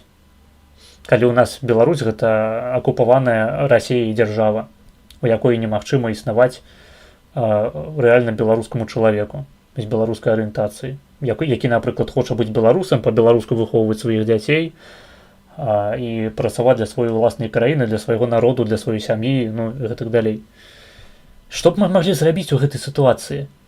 Па меркаванню дзядка і Статкевіча мы павінны выходзіць на дэманстрацыі палітычныя. І такім чынам, што? Ніхуя, я вот не разумею, што як бы такім чынам мы робім, блядь, і проста невядома нахуй. А ёсць іншы варыянт. Гэта выехаць за мяжу, скажем, у Польшчу атрымліваць адукацыю, ці ў Амерыку, ну, любую краіну, дзе адукацыя добрая. Атрымліваеш адукацыю, і ты ўжо проста гэтым фактам зрабіў больш, чым усе мітынгі, так званыя, разам узятыя. Просто таму, што ты ствараеш шанец на тое, што у адпаведны момант Беларусь, патрабуючая спецыялістаў, можа на дапамогу выклікаць цябе, скажам. Я ўжо не кажу там пра замежныя капіталы, знаёмствы, якія таксама могуць паўплываць. Калі ты бачыш перад сабой вайсковую кар'еру, зараз просто дохуя магчымасцяў для гэтага. Нам патрэбныя дасведчаныя вайсковыя, мы іх зараз маем ва ўкраіне.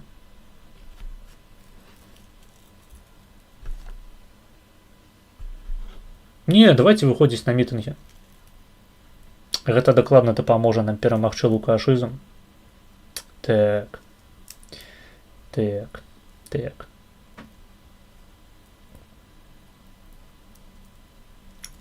Я нешта яшчэ хацеў дадаць да гэтага спічу. Ну да ладно. Яны ўжо больш ніхуя не ўмеюць як сядзець. Такіх людзей я не разумею, чаму новыя людзі выбіраюць такі лёс. МБ спачатку выпадкова, а потым садзяцца на копіум. Я так і бачу гэта. То бок, спачатку людзі глядзяць усялякія апозіцыянерскія перадачы, контент на Еўрарадыё, на Белсаце і такі, блядь, як хуёва мне жывецца ў гэтай краіне. Пры гэтым яму не тлумачыць ніхто, што калі ён выйдзе на мітынг, то яму дадуць пізды і што выбараў у Беларусі няма. І такі, блядь, мяне не ўладкоўвае такі лад жыцця. Я хачу, каб было як у Польшчы. Пайду-ка я на мітынг. Яму там ебошыць, садзіць у турму. Ён сядзіць у турме. Спачатку ён думае, блін, як так? Мабыць, я зрабіў нейкую памылку. Мабыць, мне не трэба было настолькі актыўна ўдзельнічаць у бессэнсоўных палітычных акцыях. Вярнуць бы ўсё на пару тыдняў таму. Але праходзіць час, мінаюць месяцы, гады, і чалавеку пачынае здавацца, што ён як бы праёбвае сваё жыццё. А гэта непрыемная думка, і хочацца яе на нешта іншае замяніць. Такім чынам з'яўляецца вышэйшая мэта, гістарычная перспектыва, хрысціянскія каштоўнасці, о каштоўнасцях вяры. Не магу па-іншаму жыць, гэта моя прырода. Карацей, мозг чалавека можа стварыць абсалютна любы копіум пад абсалютна любую сітуацыю. Людзі, якія б нарадзіліся ў турме, ўсё жыццё там пражылі, таксама распавядалі б, што гэта самы ахуенны лад жыцця. І што, блядь,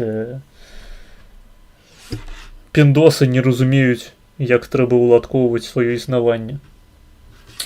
Вось так.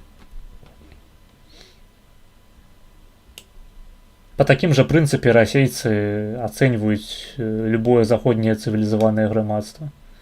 Блять, что за хуйня? Что за хуйня? Яны не мыются струей калу с душу? Что, блять? Что нахуй? Як это, блять? Что это такое, нахуй? Так закалялась сталь, нахуй. Что за неженки-то, блять? Як можно не есть кал? Як можно не давать дупу чачэнцу? Что такое? Як, блять? Кто дозволил? Ну і ўсё, трэба расхуярыць іх усіх. Нават калі гэта досыць адносна такое цывілізаванае грамадства, як украінцы. Не, нешта ты, Маргінэс, хуйню нясеш. Зараз я як сап'юся ў РБ і тым самым буду змагацца знутры. Не, вядома, што змаганне сапраўднае, яно толькі на маіх стрымах адбываецца. Цікава даведацца пра ўзброенае паўстанне ў 1980-х у Польшчы. Не разумею, у чым прэтэнзія. Бойкі там былі, сутыкненні з ментамі, гэта дакладна. Але нават калі іх не было, я зноў ж такі падкрэсліваю, у Польшчы быў фундамент, які ім дазваляў нават без салідарнасці пераход да больш незалежнага існавання, чым гэта было ў Польскай Народнай Рэспубліцы. Была эліта, былі людзі, нават у Польскай Народнай Рэспубліцы, людзі ведалі польскую мову, арыентаваліся на польскія каштоўнасці, рэлігію, каталіцызм. Польшча гэта каталіцкая нацыя. А што было ў беларусаў у 20-м годзе, скажыце, калі ласка. Русня проста, якая выходзіла на вуліцы, каб знесці Лукашэнку, таму што ім не падабалася, што Лукашенко недастаткова актыўна здзяйсняе інтэграцыю з Рашкай. І трэба пасадзіць на пасаду прэзідэнта Бабарыку, які адразу Беларусь далучыць да Расіі. Вось. Блядь, сапраўды, якая розніца нават нахуй паміж гэтымі двума прыкладамі. Я лічу, адна хуйня. Давайте далей параўноўваць польскую салідарнасць з беларускім кейсам, дзе няма ані салідарнасці, ані ніхуя. Просто, ну, калі пачынаюцца параўноўванні з салідарнасцю. Салідарнасць — гэта рух, у якога былі свае патрабаванні, свае каштоўнасці. Якія каштоўнасці і патрабаванні ў беларускага руху, якога не існуе нахуй. Дзе беларуская салідарнасць-то, блядь? Калі хочам параўноўваць сябе да палякаў, дзе беларуская салідарнасць? Калі б беларусы стварылі сваю салідарнасць, то на наступны дзень ці там праз пару год у нас з'явілася б дзве салідарнасці нахуй.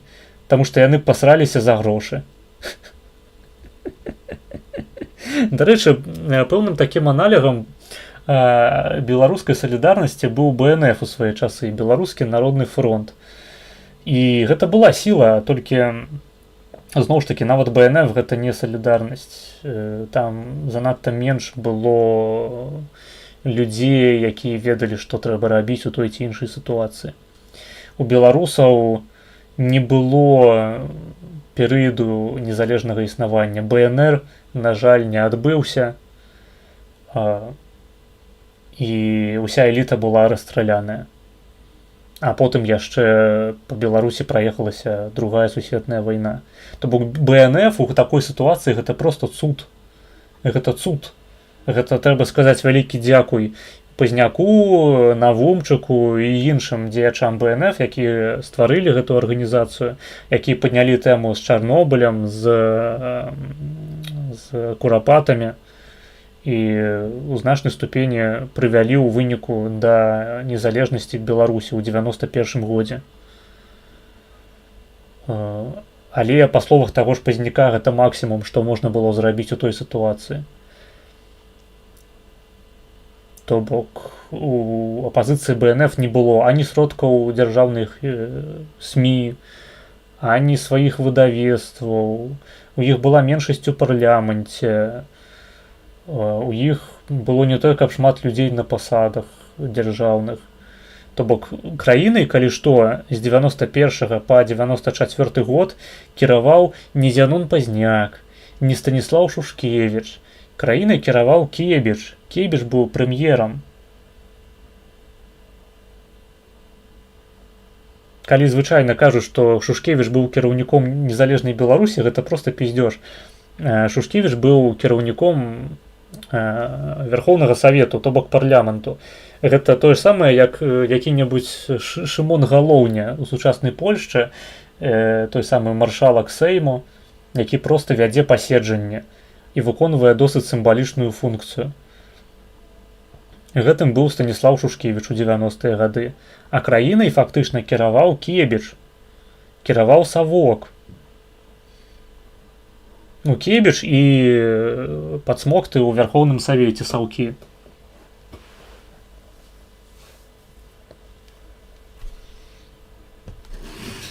Да чаго я гэта ўсё распавядаў, блядь? Нахуй я... дык вось, гэта я да таго, што БНФ не магло нічога з гэтым зрабіць. Яны маглі б нешта змяніць у тым выпадку, калі б Шушкевіч успрыняў сур'ёзна намер БНФ па правядзенні рэферэндуму па новых выбарах у Верховны Савет. Тады маглі б адбыцца выбары, таму што подпісаў было сабрана дастаткова, маглі б адбыцца выбары, і Верховны Савет мог бы з новым складам прымаць новыя рашэнні, менш саўковыя. Магчыма, такі Верховны Савет мог бы больш супраціву паставіць таму ж самому Лукашэнку альбо Кебічу, ну, у залежнасці ад таго, каго пабралі ў выніку прэзідэнтам, таму што гэта магло б вельмі сур'ёзна змяніць у прынцыпе прэзідэнцкую кампанію ўсё. Нагадаю, што гэта ідэя рэферэндуму была ў 92-м годзе, а Лукашэнку абралі прэзідэнтам у 94-м. Вось. Таму вось, нашая салідарнасць, яна скончылася проста ўжо.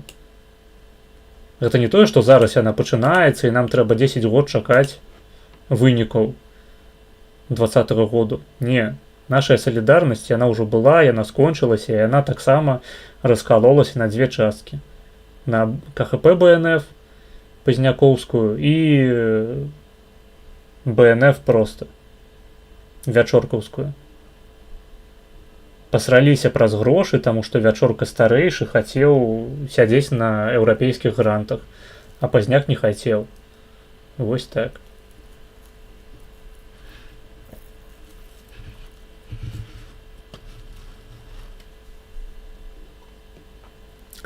Чальцы салідарнасці таксама прахвысійныя сідзельцы, ці гэта базавічкі, да якіх неверагодным ебларусам яшчэ сраць ды сраць, ці для ебларусікаў дазваляецца толькі ўзброены супраціў. Не разумею. Я ўжо, па-мойму, патлумачыў пра ўзброены супраціў. Калі цікава паглядзець на палітыкаў салідарнасці, паглядзі на ўвесь сучасны польскі палітыкум, асабліва там на вышэйшыя пасады, паглядзі на Качынскага, паглядзі на... не хочацца мне гэта казаць, але таксама паглядзі на Туска, паглядзі на іншых такіх старэнькіх ужо палітыкаў, якім за 70. Гэта людзі, якія рабілі салідарнасць. Я там не кажу пра Валенсу, таму што на Валенсу ўсім похуй даўно у польскай палітыцы. Валенсу на НКДБ не іранічна. З мянушкай Боляк, па-мойму. Ён у гэтым сам прызнаваўся. Вось. То бок салідарнасць гэта было такое асяроддзе, у якім нарадзіўся ўвесь польскі палітыкум, уся польская эліта сучасная. А якая эліта нарадзілася ў 20-м годзе? Нават патэнцыйна. Вось людзі, якіх мы бачым на інтэрв'ю, якія даюць прамовы, якія выказваюцца на важныя палітычныя тэмы беларускія, якую эліту нарадзіў 20-й год? Нават не 20-й, якую эліту нарадзіла уся гісторыя мітынгаў, пратэстаў, пачынаючы з 94-го году. Хто гэта? Я магу сказаць, каго нарадзіла БНФ, якую эліту нарадзіла БНФ. Каго нарадзілі ўсе гэтыя пратэсты, пачынаючы з 94-го году. Па-мойму, яны нарадзілі толькі натоўп ружовых інфантылаў, якія не разумеюць, як палітыка ў прынцыпе працуе. Якім здаецца, што калі ты рамантычна прыгожа сядзіш за свае ідэалы ў турме, то гэта прыносіць нейкі вынік.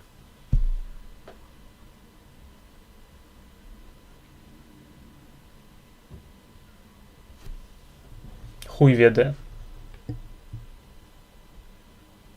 І паўтаруся, у Польшчы у другой палове 80-х гадоў быў уведзены вайсковы, стан.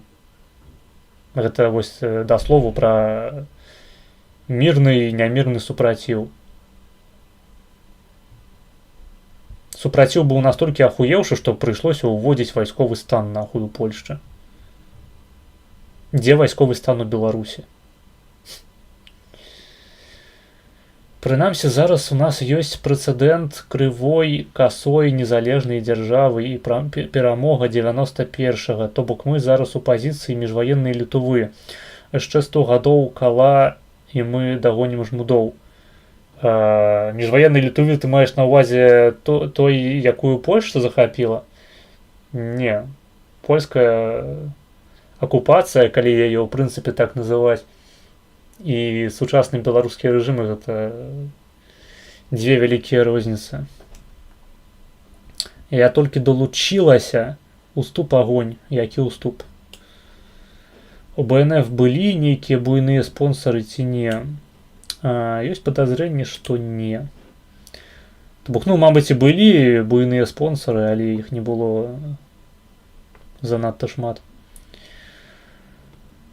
Так, Ну там можна ўзгадаць пра якіх-небудзь чырвоных дырэктароў, таму што калі Лукашенко прыйшоў да ўлады, ён пачаў змагацца з усімі незалежнымі беларускімі гэтымі чырвонымі дырэктарамі, то бок людзьмі, якія прыватызавалі савецкую маёмасць і хацелі мець уплыў на палітыку. Вось. Ну іх раз'ебалі у выніку, таму цяпер ніякіх чырвоных дырэктароў няма, ёсць толькі лукашэнкаўскія стаўленікі. Так, нягледзячы на тое, што вы зараз 2 гадзіны наперад, усё ж не магу не змаўчаць пра узкаязычных ваяроў. А, ты з самага пачатку глядзіш, окей. Браслетікі носяць ідэйныя, лексікончык пра таракана, такі характэрны, удачы ім перамагаць. Згодны, так. Дарэчы, пра Статкевіча, ён жа распусціў у 93-м БСВ і пайшоў у палітыку, то бок ён выкінуў моцную гарызантальную вайсковую структуру. Патлумачыў гэта тым, што структура выканала сваю задачу. Ну, ахуенна. Паходу, задачай было на бутэльку садзіцца проста ўсёй нацыі і смактаць шэлес. Як вайсковы можа быць не прагматыкам, я не разумею абсалютна. Вайсковыя розныя бываюць. У Беларусі краіна ў 20-м была на ваенным стане. Ты не ведаеш, што такое ваенны стан. Супастаўляльным з тым, што было ў Польшчы, у нас было болей затрыманых да арыштаваных. Паглядзі, што такое вайсковы стан у другой палове 80-х у Польшчы. Не ганьбіся, калі ласка. Ўсё, навошта ўжо паўстаць, будзем далей пад Расіяй. Ну вы паглядзіце ў маштабах не свайго жыцця, хаця я разумею, гэта цяжка, бо жыццё ў нас адно, і ўсе хочуць пражыць яго з роднымі, з блізкімі, а не седзячы ў турме. Ну тым не менш, давайте глядзець аб'ектыўна. У маштабах гісторыі я, ты, пешчынкі. Мы проста перакатваемся па гэтым дну, так? І, ну, але ўсё ж такі ад нашай волі таксама нешта залежыць. І калі глядзець в гістарычнай перспектыве, я увогуле не маю ніякіх сумневаў у тым, што Беларусь будзе свабоднай дэмакратычнай краінай. Пытанне толькі калі менавіта гэта... Свабоднай дэмакратычнай гэта аксюмарон. Будзецца. Я зараз не буду паглыбляцца там геапалітыку, ну бачна... Не блытаць з аксіміронам. Які бок ідзе ўвесь гістарычны працэс. Таму я ведаю, што мы проста ў дадзеным гістарычным адрэзку мусім зрабіць тое, што мы можам, а далей няхай робяць іншае. Вось і ўсё. А іншым трэба тое ж самае рабіць, наколькі я зразумеў. Проста выходзіць і крычаць «Уходи». Окей. Мы с тобой здымаемся ў студыі, і ты са старта схапіў флешбэк. Распавядзі мне, каласка, пра яго. Ну вось у цябе тут на палічкі стаяць 4 томы з надпісам на карышку «Правы чалавека». Я адразу ўзгадаў, што такія самыя кніжкі... Я адразу ўзгадаў, што правоў чалавека не існуе. Бачыў у начальніка градзенскай турмы ў кабінеце, у тым кабінеце, дзе адбываецца крэсьбіна, так званая, ну, дысцыплінарная камісія. І калі табе за чарговыя суткі даюць, за чарговую нейкую фігню даюць 15 сутак, і ўсе твои апраўданні абсалютна по боку, і гэта адбываецца ўжо 10 ці 15 раз, і ты такім бакавым зрокам бачыш права чалавека. Ну, гэта такі Кафка троху. Я зараз у цябе ўбачыў і думаю, так, ось... Так, грэфневая. Такі напамін з недалёкага мінулага. Напаміл. На пахэпіміл. Конференцыя, якая у цябе ўжо тут адбылася ў Вільні, распавядаў пра градзенскую турму як пра вельмі страшнае месца, дзе мужыкі сапраўды клічуць маці. Ты можаш крышачку пашырыць гэтую гісторыю, як гэта адбываецца? Ты проста сам знаходзіся ў ШЗА і гэта чуеш за сценкай? Там справа ў тым, што ёсць столік маленькі, ну, прыблізна як 2 лісты А4. Калі ты сядзіш на ім так, яшчэ нічога. А калі вот так вот паклаў галаву, гэта ўжо парушэнне. Пішуць у акце «спал на столе». Ну, і нікога не засмучае, як можна спаць на столе вось такога размера. І потым прыхожу на крэсьбіны раз і пытаюся начальніка турмы, кажу, ну так а как, як это спал на столе? В смысле спал? Я просто поклал, кажу, па-перше, у меня спина болит, ну бла-бла-бла, пачаў гэтыя звычайныя наш...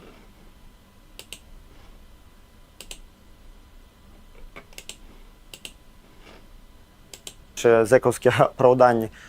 А ён мне кажа такую фразу, понимаете, дедок, это наказание в наказании.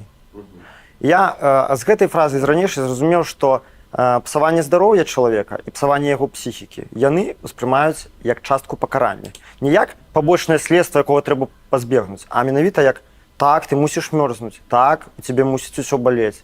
Ну, гэта частка пакарання, што ты хочаш. Я зараз кажу менавіта пра гарадзенскую турму, бо там умовы, ну, насамрэч моцна адрозніваюцца ад усіх астатніх папраўчых устаноў. Гэта спецыфічнае месца, яно адно такое ў Беларусі. У горшы бок. Конечно. Ты літаральна чуў, як людзі клікалі маці? Літаральна чуў. Як гэта было? Ну, я прачынаўся, глядзі, там есть такі пост, постамі называюць адзін прадол ці адзін паверх. Ну, то есть там такі лакальны сленг. Кічовскі пост, то есть дзе знаходзяцца штрафныя изолятары. Усяго 32 камеры. Па адзін бок калідора шыза, першы этаж, першы паверх, другі паверх. Па другі бок калідора адзіночкі. Першы паверх, другі паверх. Падвал і полупадвал. 8, 8, 8, 8. Итого 32 камеры. І мне, я частку часу правёў у гэтых адзіночках. Як бы па побыце яны нармальныя, яны там адрамантаваныя, плітка, выглядаюць больш-менш прыстойна. Але там реально вельмі холодна.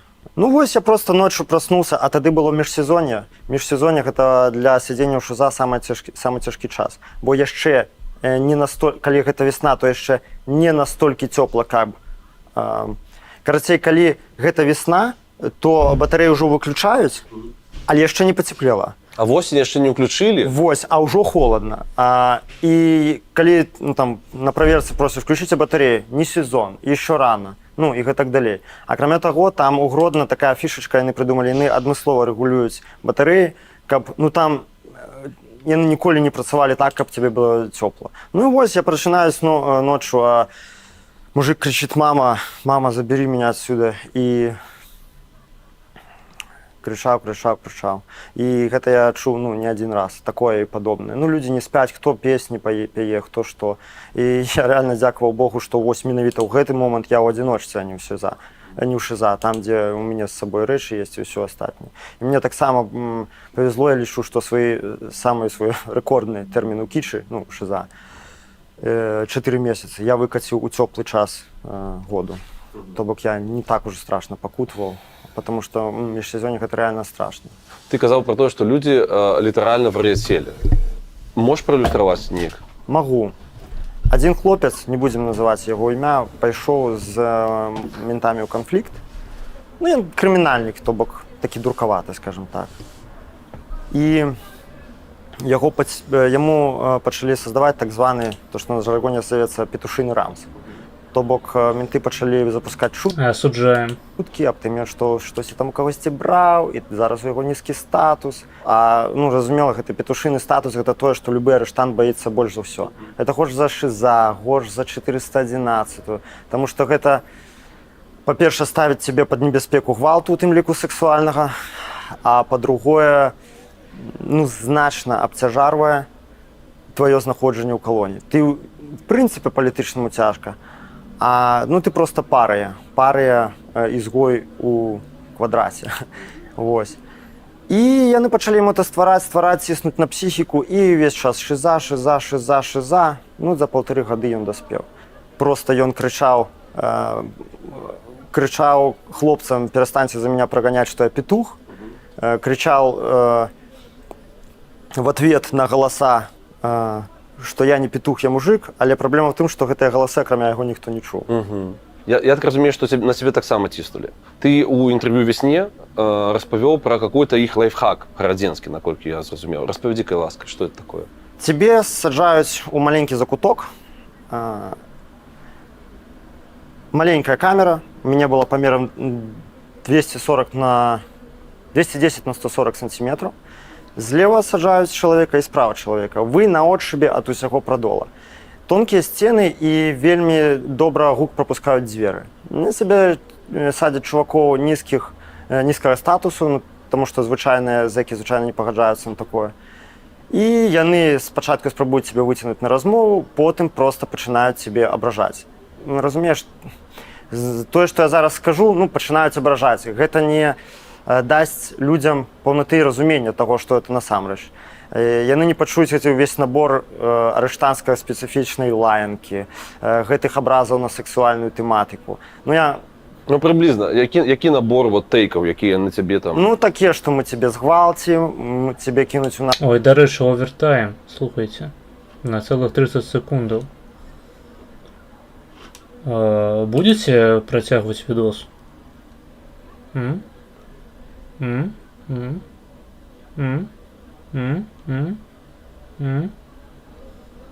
Відос будете працягваць?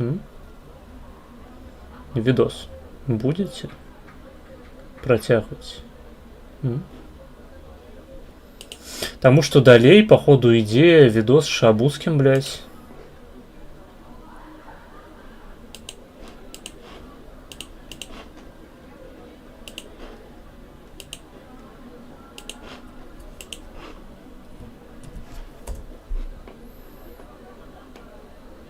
Конечно, а як же по-іншаму? Вось Шабуцкі наш зубр.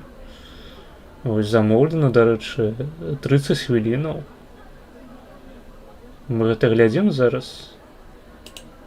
Ці ў кагосьці ёсць лепшыя ідэі? Мабыць, скіп. Мабыць, замова па другой чарзе.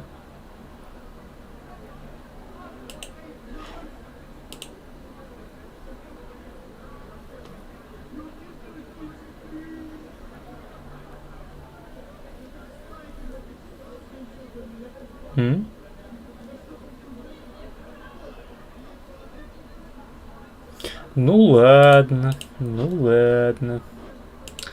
Значыць, глядзім відэа, якое, дарэчы, па-мойму, мне ўжо замаўлялі, але яго скіпнулі. З каналу Максим Шабуцкі, называецца «Поиск ответа на родине Лукашенко». Тут, дарэчы, цалкам відос замоўлены. Што ж, глядзім. Съездить туда, откуда все начиналось. Видишь, у нас... Хтосьці можа сказаць, што я чакаю донату, пры гэтым баню людзей у чаце, але я лепей забаню чалавека, каб не чытаць гэтай хуйні бясконцай, чым буду цярпець яго за грошы. Пайшоў пізду. Тройка идет, он строит шашлычки. Я гатовы пазбавіцца абсалютна ўсіх донатаў ад гэтага чалавека. Ён можа піздаваць, не данаціць мне нічога больш ніколі ў жыцці, не глядзець мае стрымы, адпісацца, ўсё такое. Ідзі нахуй, таму што я ў рот хібаў парадчыкаў. Мне похуй на твае парады, чал. Ідзі ў пізду, блядь. Вось.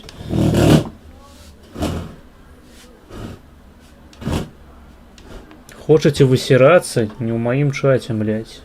У нас тут дыктатура працуе. То бок, калі мне не падабаецца вашае паведамленне, вы адлятаеце спачатку ў таймач, потым даўжэйшы таймач, потым, блядь, таймач на 24 гадзіны, як я зараз яму даў, а потым вас нахуй баніць. Вось і ўсё. Што здарылася? Мой другі акт забанілі.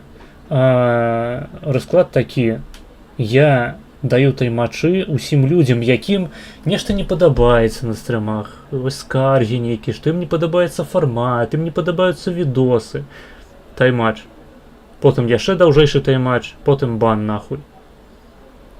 Другая катэгорыя людзей, якія мне даюць парады, прычым па некалькі разоў адну і тую ж хуйню пішуць. Вось як гэты чалавек вырашыў, што трэба мне 10 разоў напісаць пра янкі, блядь. Нібыта я сам не разумею, што стрым з янкі быў бы ахуеннай ідэяй. Абавязкова мне пра гэта трэба нагадаць. Ідзеш нахуй. Што яшчэ? Спрабуеш мяне пратроліць ахуенна. Трэці пункт. Ты спрабуеш мяне пратроліць, я цябе пратрольваю тым, што кідаю цябе ў таймач. Я спадзяюся, што я празрыста патлумачыў, якія людзі адлятаюць у таймачы і баны на маіх стрымах. Не трэба мне спрабаваць сапсаваць настрой. Я вам адразу кажу. Вам пиздец. Нават калі вы топавы донатар, я вас забаню і нават не міргну вокам. Мне похуй. Мне настолькі похуй, што калі б вы даведаліся, вы прасплакаліся нахуй. Добре, глядим видос. Продолжают. У нас все крутится, вертится, машины, заводы, фабрики, школы. Все работает. Ну, коль уж работают школы, съезжу туда, где все начиналось, наша история. Съезжу в ту школу, в которой родился, в которой, точнее, учился Александр Григорьевич. Дело в том, что я-то в Витебске, а родина его тут рядом, 100 километров. Посмотрим, откуда это все начиналось. У меня сегодня новая машина, как ни странно, мне сегодня Kia попалась. Обычно я все время езжу на этом самом, на Volkswagen, сегодня, видишь, попалась Kia. Для конспирации, поскольку там у него резиденция, видишь, я даже вот это красно-зеленое себе, красно-зеленое говно. Резиденция. Красно-зеленое говно. Видишь, я даже вот это красно-зеленое себе. Поглядите. Який пристойный молодой человек. Хитман просто. Красно-зеленое говно повесил, которое некоторые почему-то считают ошибочно нашим. Ароматизатор, так. Ну, надо маскироваться. Там у него резиденция, там, говорят, действительно режимная зона. А с учетом своей наглости я собираюсь там поснимать очень серьезно. Ну, с другой стороны, Штирлиц тоже носил нацистскую форму. Так сказать, революционная мимикрия. Осуждаем. По дороге снимать не буду. Увидимся, короче, уже, дружище, в Александрии. Давай, до встречи. Давай. Это первый зал, большая школа, которая находится рядом. Нам тут директор школы пошел навстречу и разрешил немножко поснимать. Исключительная инициатива директора Александра Ивановича. Вошел в положение, все-таки багратионское наше, ну вот решил поснимать. К сожалению, экскурсии мне тут никто не проведет, но хотя бы общую панорамную съемку. Естественно, у нас элемент Великой Отечественной войны, он везде присутствует. Я так понимаю, наверное, уроженцы этой области. Ну, как элемент к 75-летию как раз очень актуально. Стенд Александра Григорьевича непосредственно. Думаю, если вдруг у вас каких-то фотографий нету, то будет пополнение коллекции. Школа сама огромная, которая находится рядом. Школа по уровню, ну, соответствует нашим столичным. Тут вопросов нету. Вопросов, в принципе, к этому никакого нету. Все красиво, чисто. Внутри, наверное, походить уже не получится, но, по крайней мере...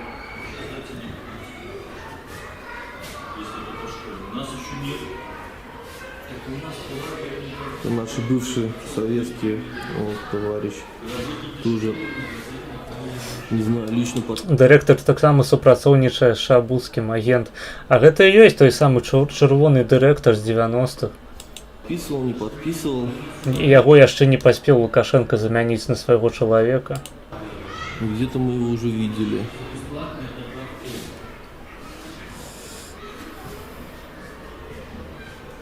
Ну вот такой-то музей, это элемент общей школы, элемент большой школы, панорамная выставка. А вот здесь все начиналось. Вот это мама Александра Григорьевича. Блять, я на секунду подумал, что это нагробок. И он таки, бля, ну это так само мама Александра Григорьевича. Курган нават целый насыпали Лукашенку, ёбаный рот. А вот эта школа, именно та маленькая школа, которая находится рядом, которую, если повезет, нам сейчас покажут. Может, и не повезет. Вось менавіта агульная адукацыя базовая, яна і стварыла Лукашенку. Трымайце заўсёды гэта ў памяці. Вот это уже 10 класс. Видите, выпуск. Чаму ўсё па-расейску ў музеі? А гэта відос Шабуцкага, там просто ў яго аўтаматычна фільтр стаіць, каб усё перакладалася на мову багратыёну.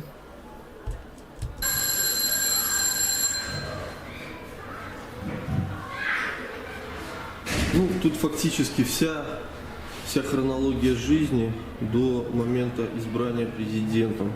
до 1994 года. И вот газета. Газета у нас «Могилевская правда». Видите, 1918. Видите, как она, какая ретроспекция такая историческая получилась.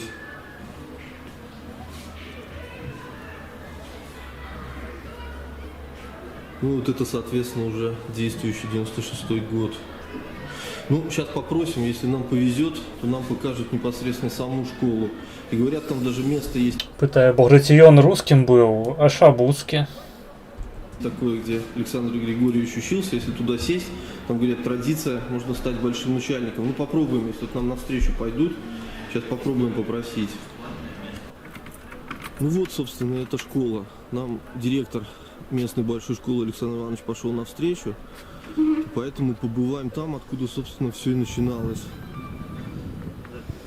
Бля, яму норм, што ён спаліў чалавека, які яму даў хадзіць па школе Лукашенка. Ну, типу, які гэта год? 20-й. Хаця, мабыць, відос старэйшы. І тады Максім Шабуцкі яшчэ не быў вядомы як аўтар адзінага неверагоднага пляну Багратыён па зрынанні лукашэнкаўскай улады. Толькі зараз дайшло. Што дайшло? Первый класс. Химия. Химия. 61 по 71 года. Сейчас зайдем внутрь, посмотрим.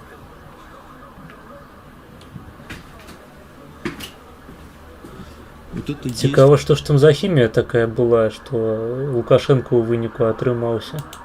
Тут самый класс. Конечно же, у нас Ленин, так. Естественно. Ну, гэта, дарэчы, нагадвае сцяну Шабуцкага, на фоне якой ён записывае свае відосы ўсе. Вот это и есть тот самый класс. Не знаю, те ли... Мабыць, Шабуцкі и Лукашенко вучыліся ў адной школе. Карты остались. Вот говорят, вот это место, на котором, собственно, сидел Александр Григорьевич. Есть такая поверье такое, что если присесть на это место, то можно стать большим начальником. Глядзіце, якія прыгоженькія парты, усе чырвона-зялёненькія, пафарбаваныя. Аж вока радуецца. Гэта твою сцяну з Дарашенко нагадвае. Маю сцяну з Дарашенко? У мяне пустая сцяна пакуль што. Можна, канешне, купіць сюды які-небудзь плакат з Дарашэнкай на палову сцяны, але пакуль што у мяне няма на тое грошай. Я жабрак. Ну, давайте мы попробуем. Несмотря на то, что госслужбу я уже закончил, мы опробируем на себе этот момент. Сколько сидеть не знаю, на всякий случай на пару секунд задержусь. Ну, посмотрим. Вот у нас, видите, какая как раз вот лежит революционная тема. Там трэба яшчэ абасрацца і абассацца, каб спрацавала дакладна. Да, такой к нашему как раз вот Багратиону. Новая история. Все очень актуально, все очень хорошо. Не, то бок тады ўсё ж таки Багратыён ужо быў прынамсі ў распрацоўцы. А ёсць які-небудзь відос тыпу відэаверсія пляну Багратыён? То бок такія асноўныя пункты, як бы. Можна мне яго замовіць, калі ласка? Вся наша история, мой дорогой друг. Так, ты згодны, што зноў пачалася паста аб тым, што насамрэч я ненавіджу і хэйчу Шабуцкага іранічна, а насамрэч ён база вучаў. Ну давайте пачытаем. Ты згодны, што Шаба добры партызан, а не сідзелец, наваліў базы, актыўна заклікаў да зрынання ўлады, ды эвакуяваўся да Польшчы праз мяжу. Так, наваліў камуністычнай базы, актыўна заклікаў да зрынання ўлады праз плян Багратыён і эвакуаваўся ў Польшчу, каб потым здымаць блогі, у якіх ты здзіўляешся, што цябе атачаюць палякі, якія не размаўляюць па-расейску.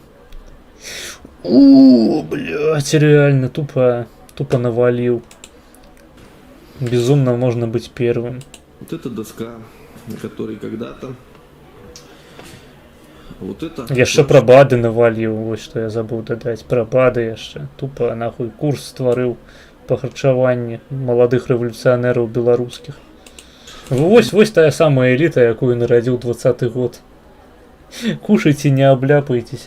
Дедушка Ленин, делающий революцию. Все очень символично. 21 съезд.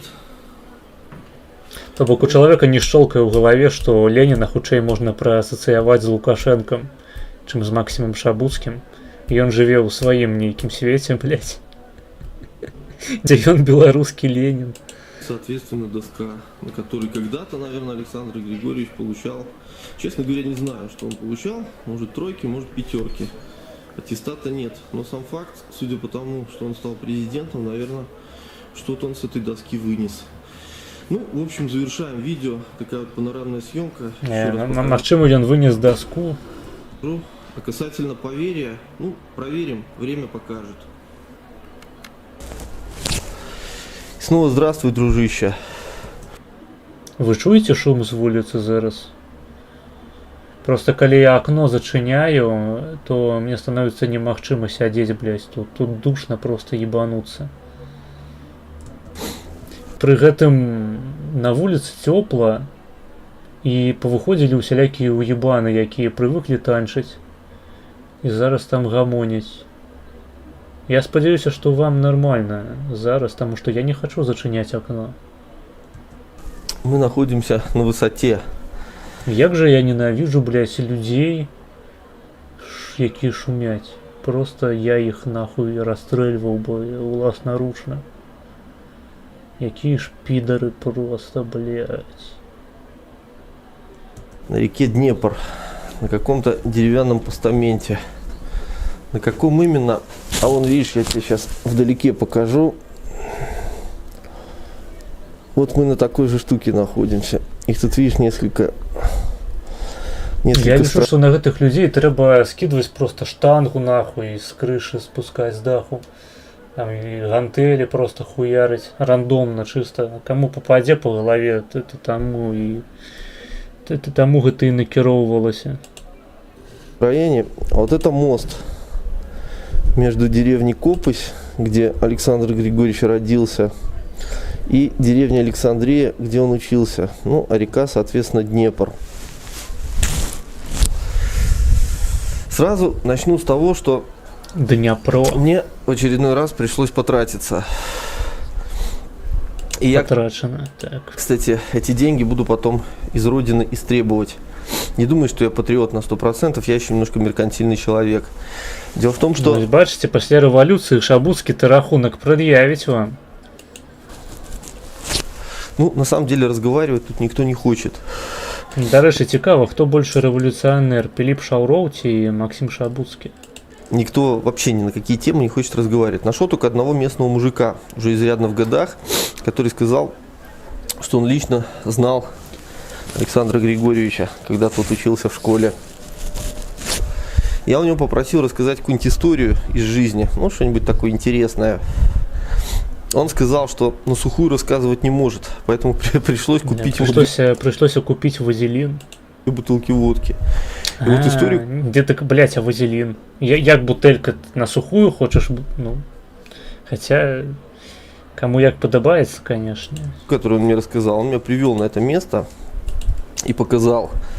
Вот, если ты видишь, вот эта школа, где мы буквально недавно с тобой были. Вот это новая, большая, а вот это вот здание, это школа, в которой непосредственно с 61 по 71 года учился Александр Григорьевич. А место, почему именно здесь? Когда-то, согласно этой истории, вот с этого берега, с того берега на этот, несколько школьников устроили соревновательный заплыв. И тот, который был постарше, он проиграл Александру Григорьевичу, что делает ему честь огромную. Все-таки, ну, победить соревнования — это хорошо. Но старший мальчуган обиделся, и вот прямо вот на этом месте, ну, по крайней мере, как мне показал мужик, где-то вот под этой березкой, которой тогда вроде бы как даже не было, но где-то здесь, Александр Григорьевич получил пиздюлей, ему выбили зуб. Ну, Честно говоря, не знаю, правда это или неправда. Я чакаў зараз гісторыі Шабускага аб тым, як ён пару гадзінаў шукаў гэты зуб, але, на жаль, нічога не знайшоў. С одной стороны, вызывает уважение вообще тот факт, что он победил. Ну, с другой стороны, приятно. Хотя, с другой стороны, с третьей стороны, да, может быть, именно вот этот случай, он таким катализатором послужил. Дзякуй за эмодзи ў чаце, усе ставьте эмодзи. Предтечей всему тому, что происходит дальше. Честно говоря, красиво. Ну, вам нормально? Вы чуете шум з вуліцы? Я паўтару пытанне, тому что я ў ахуі зараз, але я хочу дыхаць і не ўласным пердзяжом, а кислородом. По самой Копосе, что сказать? Все идеально, все вылизано, спорткомплексы, бассейны, все красиво. Я не чую, окей, добро. Все домики тебе покажу, деревенские домики, они все вот такие вот, светятся. Все, конечно, шикарно. Кинотеатры, бассейны. Ну, на деревню это явно не похоже. Если бы я, конечно, сюда попал, будучи иностранцем, а отсюда, скажем, куда-нибудь на Минск-арену, а потом в аэропорт, то, конечно, впечатления о Беларуси были бы немножко другие. Ну, по школе меня поводили. А сейчас я тебе буквально пару слов прокомментирую один момент. Сейчас только камеру поставлю. Ну вот и я не знаю, как звук. Охуеть. Я спадзяюся, гэта не хромакей, и ее не сядит зараз на фоне своей стены с Лениным. Ну, будем надеяться, не знаю, как видимость, не с чем тут сравнить, корректировку сложно сделать. Зачем я вообще сюда приехал? Честно говоря, изначально вид красивый, тут отсюда действительно красиво, есть на что посмотреть. Изначально была какая-то такая идея, может быть, найти какой-то, знаешь, ну вот этот вот, может, переломный... Back to Zen. Шабуцкий не был с куфом. Момент. Я вот... Кушал Гинка Белоба, оттискался, ставил кубок на портрет Лукашенки. Эх, были часы. Смотрел, сейчас проехал дом, где он родился, да, школу посмотрел. И вот якого революционера проебали? Думал, знаешь, какой-то момент найти, переломный жизненный момент. Вот, когда вот этот мальчик, который, да, бежал с пятеркой домой, к маме бежал, в дневнике пятерку получив, да, и вот, вот эта каденция, да, закончилась на том отрезке, когда генерала труп сожгли в крематории, да, по его приказу. И, честно говоря, не знаю, может, думал какой-то такой, может, что-то я тут, может, я пойму, как это вообще так происходит, вот эта трансформация. Я не идеалист, и я... Насамрэч, Лукашенко ў сваім жыцці ўсё зрабіў правільна. То бок, калі так падумаць, нейкі звычайны калхозны уебан з сяла, прычым з сяла савецкага, то бок уебан у квадраце, здолеў не то, што прабіцца, там, зарабіць грошай, стаць вядомым кіраўніком там савецкім тыпу бізнесу, уладкавацца як алігарх, як ва Ўкраіне. Ён зрабіўся прэзідэнтам, і не то, што прэзідэнтам, зрабіўся дыктатарам Беларусі. Гэта, улічваючы ягоныя дадзеныя, улічваючы ягоную натуру, найлепшы вынік, да якога ён, у прынцыпе, мог бы прыйсці ў сваім жыцці. Ён зрабіў абсалютна ўсё правільна з пункту гледжання вось уласных інтарэсаў. З пункту гледжання інтарэсаў уласнай сям'і, і сям'я ў яго вялікая. Род Лукашэнкі будзе працягвацца так ці іначай у любым выпадку. Ну, толькі калі ягоных дзяцей не пачнуць мэтанакіравана хуярыць, але гэтага хутчэй за ўсё не адбудзецца, таму што нават Міколу Лукашенка, якога патэнцыйна, ну, у тэорыі, скажем, допустим, што Лукашенко рыхтуе у новыя прэзідэнты, усе ўспрымаюць досыць пазітыўна. Ну, дзеці не адказваюць за ўчынкі бацькоў, хуё-маё, і, карацей, вітаем новага дыктатара Коленьку. Гэта, ну, тыпу, каб адбылося нейкае Як гэта ў габрэяў называлася. Чаму у мяне ў галаве слово альдент, блядь? Карацей, каб стварылася арганізацыя, якая просто па ўсім свеце шукала лукашэнак і хуярыла іх, патрэбны, блядь, 10 000 крокаў яшчэ з боку беларусаў. І гэтага не адбудзецца, то бок Лукашенко ўсё зрабіў правільна. Ён зарабіў дохуя грошай, які вывез за мяжу, і за мяжой таксама ёсць магчымасць існаваць ягонай сям'і. Вось, усё. У мяне ёсць свой адказ на гэта. То бок, што можна было зрабіць лепей, але ён пражыў досыць неблагое жыццё, яму ёсць што перадаць сваім дзецям, што ім распавесці. Ён пакінуў след у гісторыі. Масад, вось, дзякуй. Дзякуй, я, дарэчы, толькі што расплакаўся. Разумею я таксама, але ніжэй поясу, так бы мовіць. Ну, то бок, proof me wrong, калі Лукашенко зрабіў нешта неправільна. Лукашенко did nothing wrong, так бы мовіць. Я не маленький мальчик, я прекрасно понимаю, что за всю историю человечества еще не было прецедентов, когда кто-то получал власть и после этого становился добрее, лучше. Нет, этого не было. И природа человека такова, к сожалению. Ну, если тебе не нравится, я уже в 100-й раз повторяю, это претензии не ко мне, не я этот мир делал. Но, понимаешь, ведь все равно, что вот в это время, да, советское, оно было разным, но учили-то и хорошему там, да, и конечно, трансформация этой личности произошла. Ленина целовать и шановать. Вось, ходить целовать яго ў маўзалей, таксама.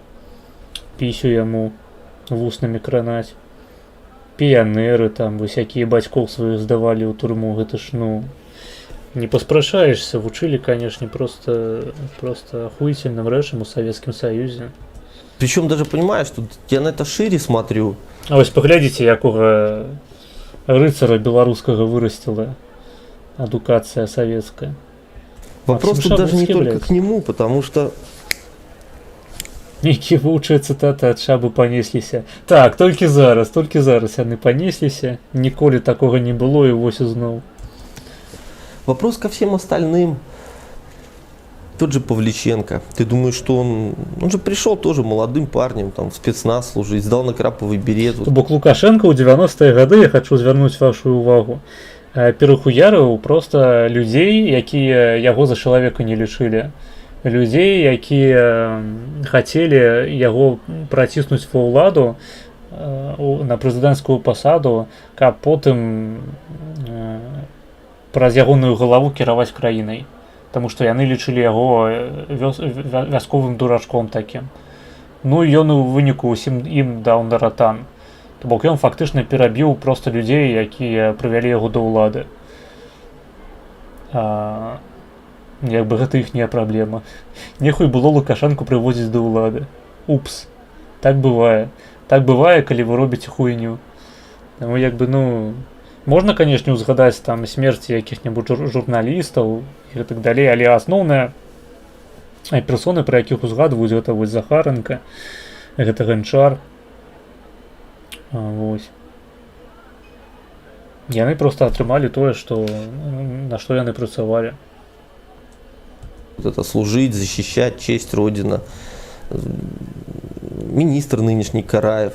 Он же не пришел там отморозком, да, он пришел обычный... То бок частку забілі просто, а частку больш лояльную, як якога-небудзь Цапкала, пакінулі кіраваць праектамі, вось тым жа паркам высокіх тэхналогіяў. Ну, таму што Цапкала асабліва не залупаўся.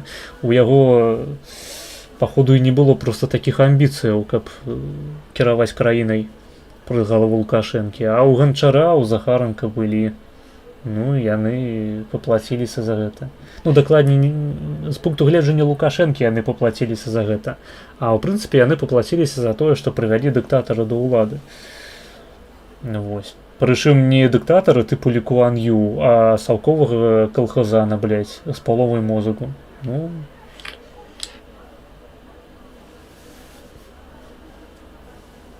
некаторыя дагэтуль, дарэчы, сваіх поглядаў не змянілі, як які-небудзь Сергей Чалы. Той же самый лукашизм, только теперь со Светланой Тихановской. И парень пришел в спецназ, остался, ему понравилось, увидел в этом какую-то идею. И вот видишь, вот это вот все окружение, вот этот весь... Палітыка мастацтва магчымага мог Лукашенко даць наратан тым, хто залупаўся, мог. Вось і даў. Дурні тыя, хто не думае, што будзе, калі даць гранату маўпе. Так, цалкам згодны. Истеблишмент, да, вся вот эта комарилья, да, вот это государственная.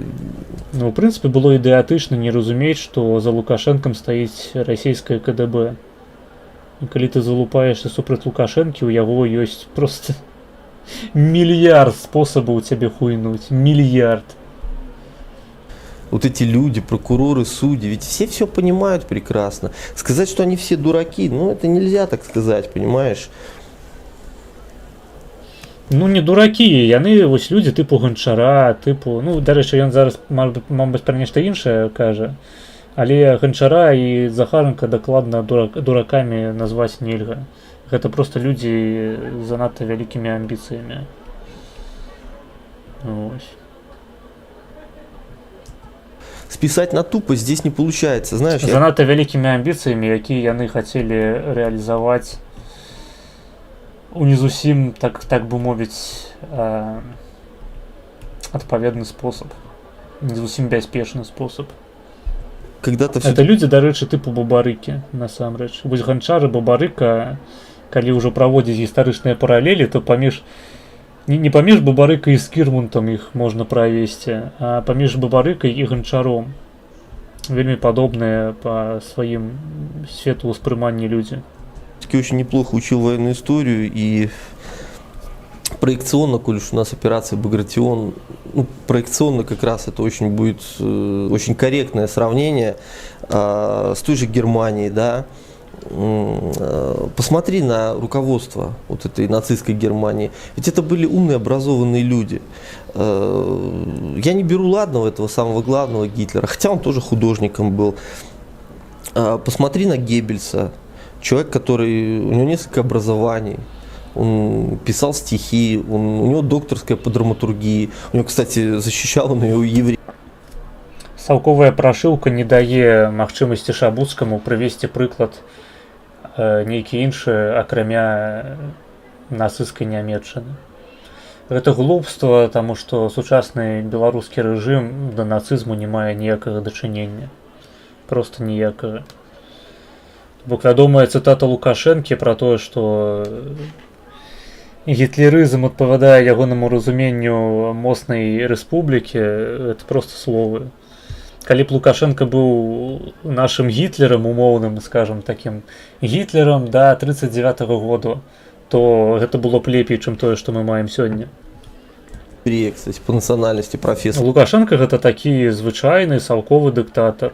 Яго можна параўноўваць, ну, скажем, ну, канешне, з людзьмі тыпу Сталіна яго не параўнуеш, таму што ўсё ж такі яго не параўнаеш, таму што ўсё ж такі Сталін, калі шукаць там адпаведніка Сталіна, Сталін гэта партыйны дзеяч, які з самага пачатку існаваў у гэтай іерархіі бальшавіцкай, які прайшоў свой шлях ад самых нізоў да самага верху у гэтай менавіта палітычнай структуры, які удзельнічаў у рэвалюцыі, удзельнічаў у грамадзянскай вайне, грабіў усялякіх, карацей, працаваў Робіном Гудам у расійскай імперыі, а потым проста расхуярыў усіх сваіх канкурэнтаў і зрабіўся дыктатарам саўку.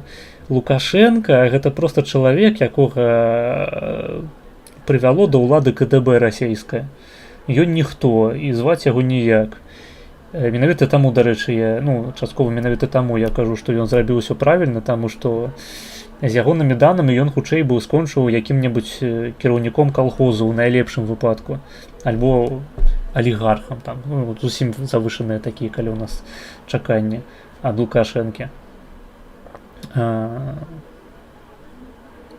То бок, Лукашенко гэта не Кебіш. Кебіш вырас як савецкі функцыянер, і сапраўды ён мог досыць гарманічна перайсці з пасады прэм'ера на пасаду прэзідэнта Рэспублікі Беларусь. І гэта быў бы шлях падобны да тых шляхоў, якія прайшлі у свой час і Сталін, і ўсе пазнейшыя кіраўнікі. Хрушчоў, ну, дарэчы, Хрушчоў хутчэй, да Хрушчова хутчэй гэта ў меншай ступені адносіцца. Ведаеце, Хрушчоў, ён у большай ступені падобны на Лукашэнку. Хрушчоў, Андропаў, Брэжнеў, там іншыя хуі пазнейшыя, яны больш падобныя на Лукашэнку ў гэтым сэнсе. То бок, лукашэнкаўскі рэжым гэта такі сталінізм 70-х гадоў пад Брэжневым. Нешта такое. Нешта такога кшталту. То бок, эпоха, калі ўжо краінай кіруюць звычайныя кар'ерысты, якія не рабілі рэвалюцыі, якія не грабілі параходы, не рабавалі, якія не забівалі паўстанцаў сярод сялянаў штабелямі, не забівалі святароў, не забівалі там якіх-небудзь былых царскіх вайсковых. Гэта людзі, якія проста выраслі у часы, калі модна было уступаць у партыю бальшавікоў, а не наадварот.